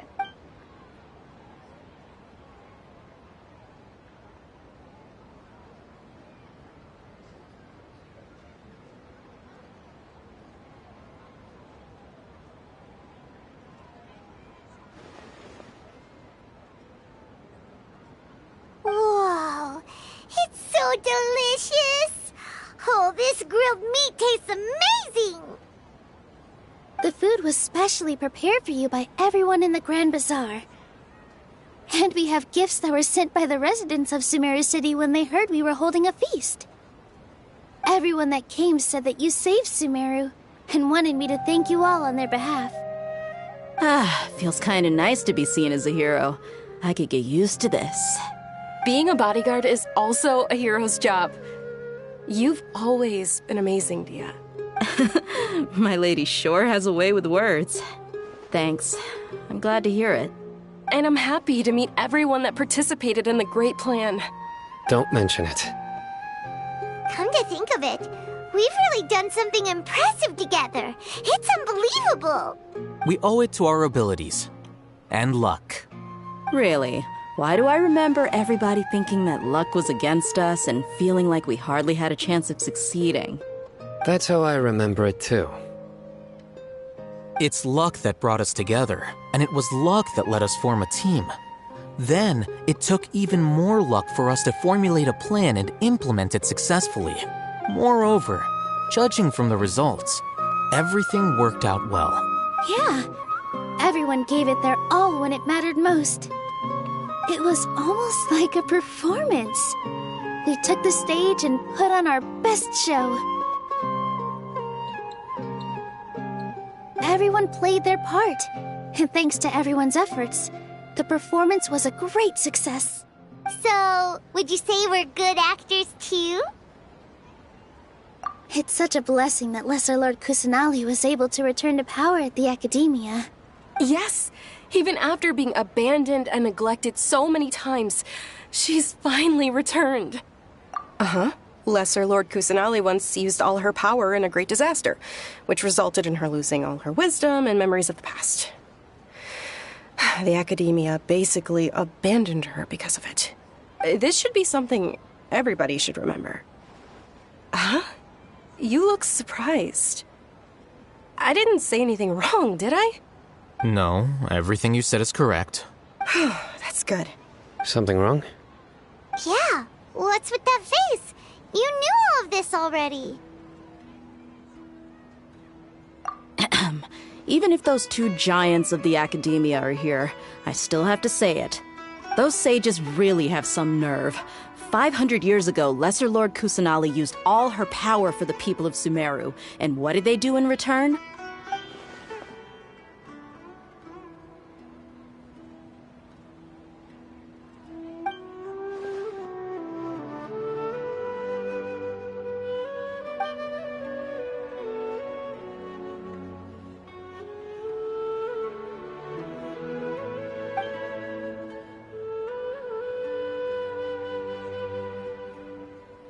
If you bite the hand that feeds you, don't act surprised when it turns into a knuckle sandwich, right, Sino?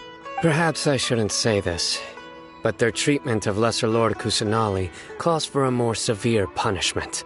You could simply tell Lesser Lord Kusanali that you wish to have Azar and his accomplices severely punished. I respect our deity's decision, and won't interfere in any way. While we're on this topic, why didn't you accept the Academia's invitation to become the Grand Sage? Are you trying to say that I'm fit to be a sage? Not at all. But every person handling the selection process has said that you are the most suitable candidate to lead the Academia right now. Why? Because he dethroned Azar from power? Could you try to put it another way? This is a good thing, yet you're making it sound like I overthrew Azar for my own personal gain. But seriously, though, I always wondered if you had some personal motives behind it. I did have my own motive, but it had nothing to do with being a sage. If the rules of our nation were suddenly cast by the wayside, then it wouldn't be long until chaos ensued. I had no intention of letting their dreams disrupt my life. By that, you mean your life working as the Academia's scribe? Precisely. Wait, is that all? So, that's the only reason why you joined us and came up with all those plans? It's reason enough. You've certainly got quite the personality. You flatter me. All right then. How about you? You've already resumed work as the General Mahamatra, right? That's right. Will you be happy with that life? It's not about being happy. There are merely a lot of things that I must do. Even so, keep your spirits up and try to be happy, okay? And try to smile more every day, just like I'm doing now. Thank you. I'll keep that in mind.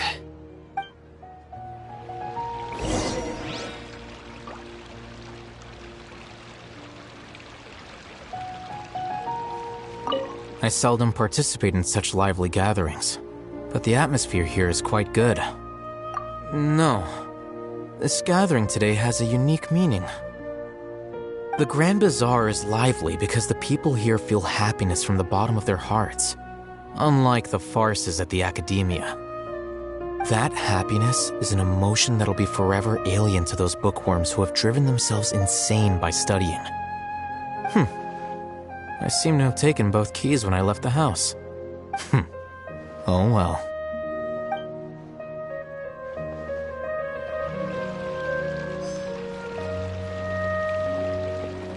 Ah, there you are, traveler. Well, how is it? Are you enjoying the feast today? If there's anything you're unhappy with, just let me know. I'll be sure to take note of it. That's good. It's the first time I've ever invited so many exceptional people to one place.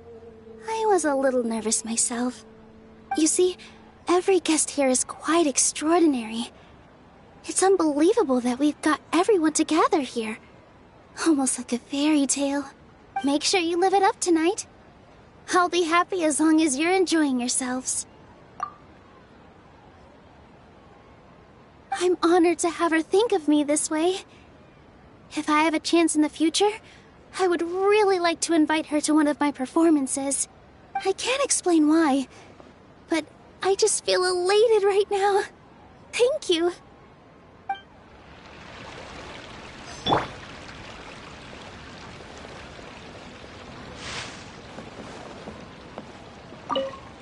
The atmosphere here is good, and everything is delicious. Yeah.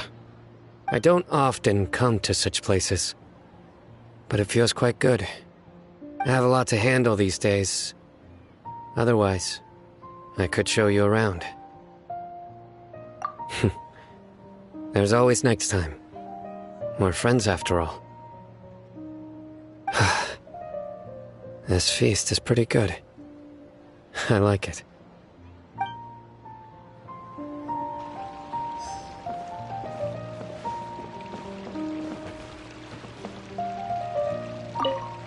My lady, the grilled meat over there is delicious. Have you tried it? Yes, I also tried some fruit just now. Oh, they're very sweet. What an amazing place to relax. No wonder everybody likes to rest at the Grand Bazaar. You said it. Oh, look who else is here. Hello. Oh, I'm so happy Nilu invited everybody. Oh, now I have the chance to meet all the heroes. Hey, less of that polite chit-chat and more eating and drinking. The feast is about having fun, not stuffy formalities.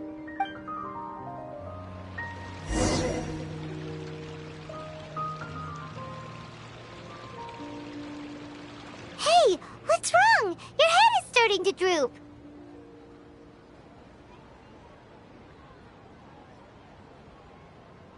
Hey, you can't just fall asleep here. Paimon will go find something delicious for you to eat. You'll wake up once you've put something yummy in your tummy. Of course, just wait here for Paimon.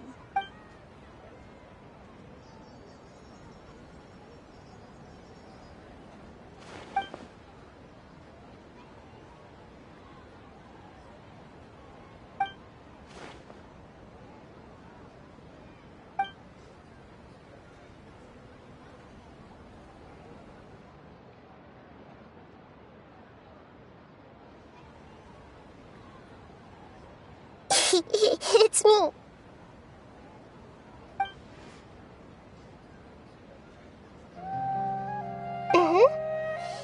You may blame me for being a bit too self-indulgent. I was thinking about talking with you, and the next thing I knew, I had made a connection with you. The connection between us is amazing. It's like flora and the fence it grows upon. I heard there's an amazing celebration feast today at the Grand Bazaar. I wanted to have a look for myself, so I snuck in. Lately, I've been so busy dealing with all the fallout from recent events, so I really haven't had any free time. Although you've already helped me with a lot, there's still one more thing I hope you can help me with. Please say thank you to everyone for me.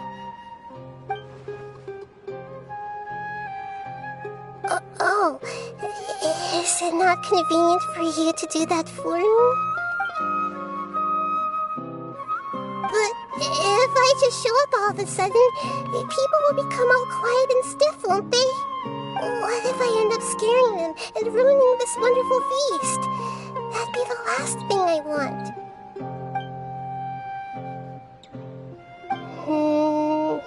Let me think about it. Okay. Yes, I have.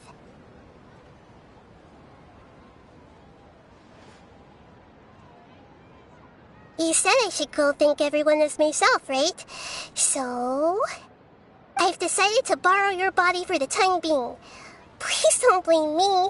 The flora also climbs up to the fence to get closer to the sky.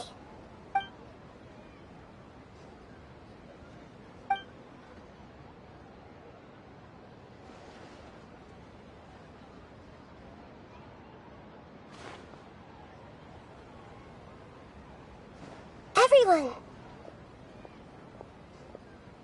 Are you awake now? Paimon was just about to bring you the food. It's me. Huh? That voice. Nahida? Hold up. What's going on? I didn't expect to have a conversation with the consciousness of Lesser Lord Kusanali in the Grand Bazaar. Interesting. Is this also a part of the feast? No, of course not.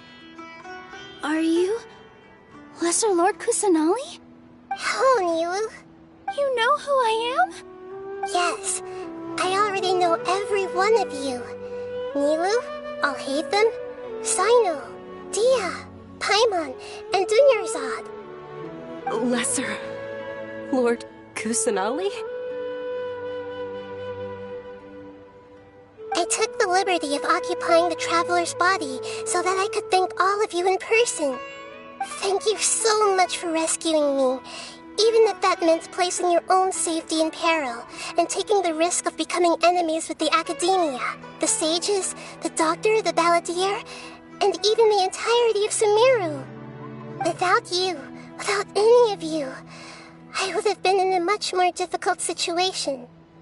Had you not helped me to resolve the crisis, not only I, but Sumeru and even the entirety of Tevat would have suffered great misfortune.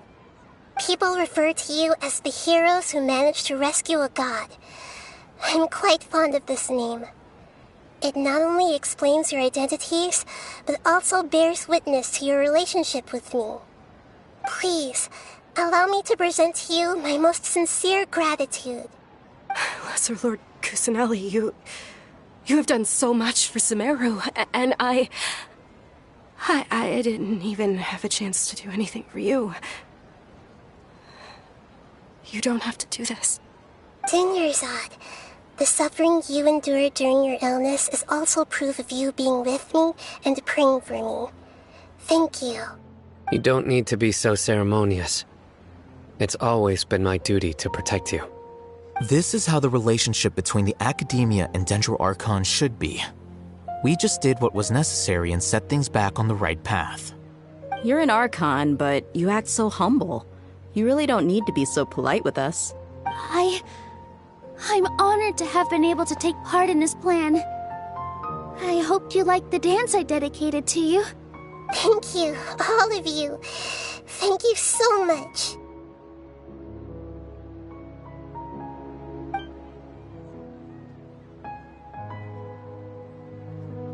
Yeah.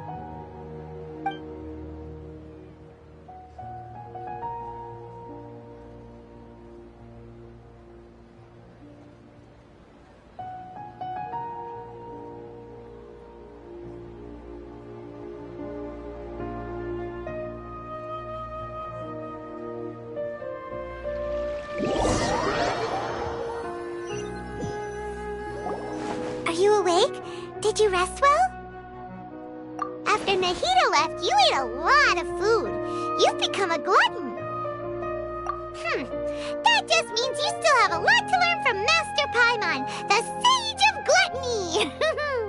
Alright, since you're awake now, should we go and have a chat with Nahida? She should be in the Academia right about now. If you have any questions, now's your chance to ask.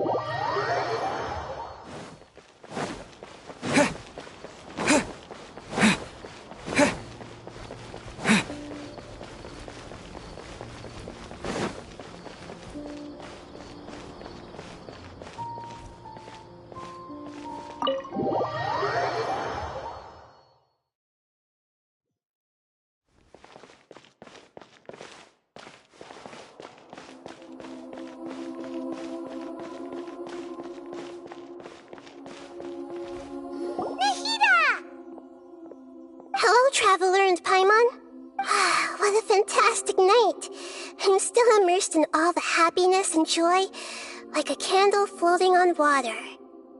So are we, and that's why we're here to talk with you. Is there anything you want to know?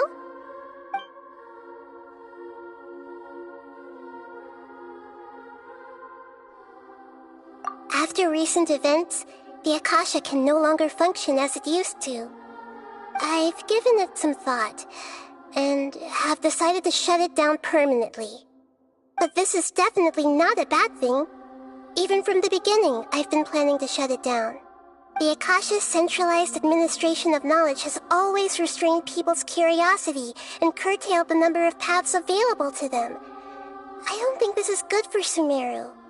Although people may initially feel a little uncomfortable with the loss of the Akasha, they will soon understand that this life is more suitable for them. And as for the future of Sumeru, I'm preparing to regain control of the academia. The former sages have received their punishment, but the new sages have yet to be selected. I will oversee the process personally. I hope that the new 6 great sages will be more focused on academics. Sumeru needs such leaders more than ever. The other big issue is the people of King Deshret. All the residents of the desert, in fact. They have been mistreated for far too long. I've already taken some measures to address this. It will take some time to rebuild everything, but no matter if it's culture, friendship, or trust, we will rebuild it. You mean, what happened after the doctor put you to sleep? Not exactly. The top-ranked Fatui Harbingers, up to number 3, possess power comparable to that of gods. I was no match for him in that kind of situation.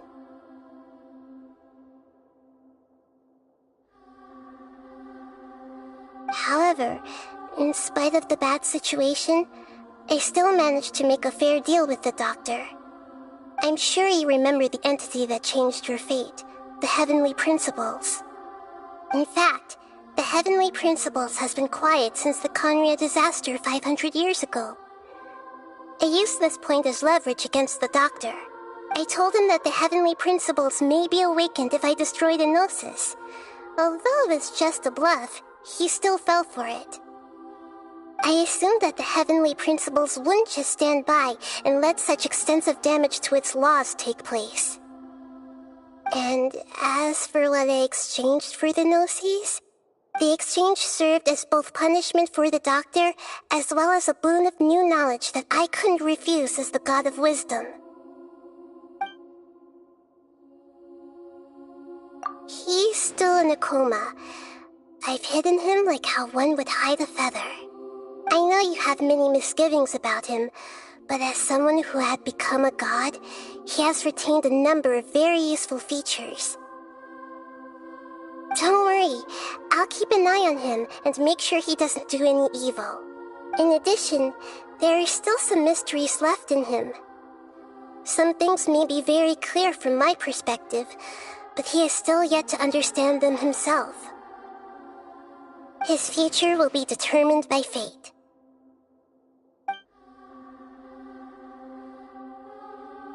Is that where you're headed next? Fontaine, the Nation of Justice? As far as I know, that nation operates on a judicial system. Does their Archon personally judge people? No, there's a Chief Justice in Fontaine. Generally speaking, the Hydra Archon, Focalor, won't preside over individual trials. However, even then, Focalor will still make herself present at just about every trial. It seems that she just likes to immerse herself in that sort of atmosphere. As Archon, she still reserves the right to influence the final verdict. Anyway, let's just say she's got, a very unique personality.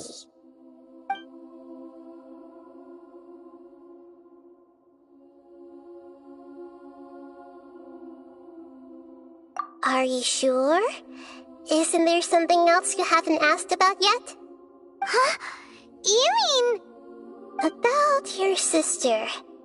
While you were resting at Gandharvaville, I took some time to perform an Irminsul search for information on your sister.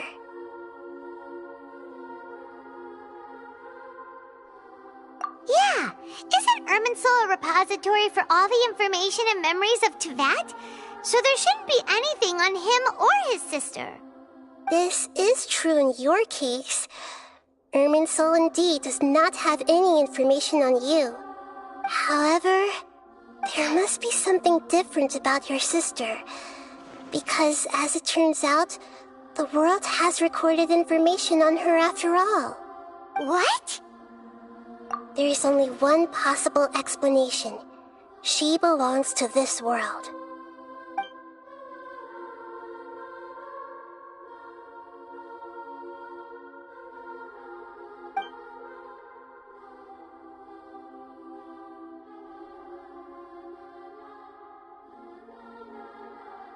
But nothing about this makes any sense! Wasn't this your first trip to Tevat?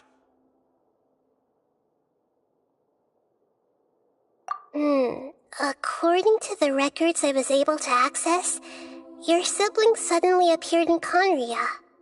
After the Conria disaster, she began her journey through the 7 nations of Tevat.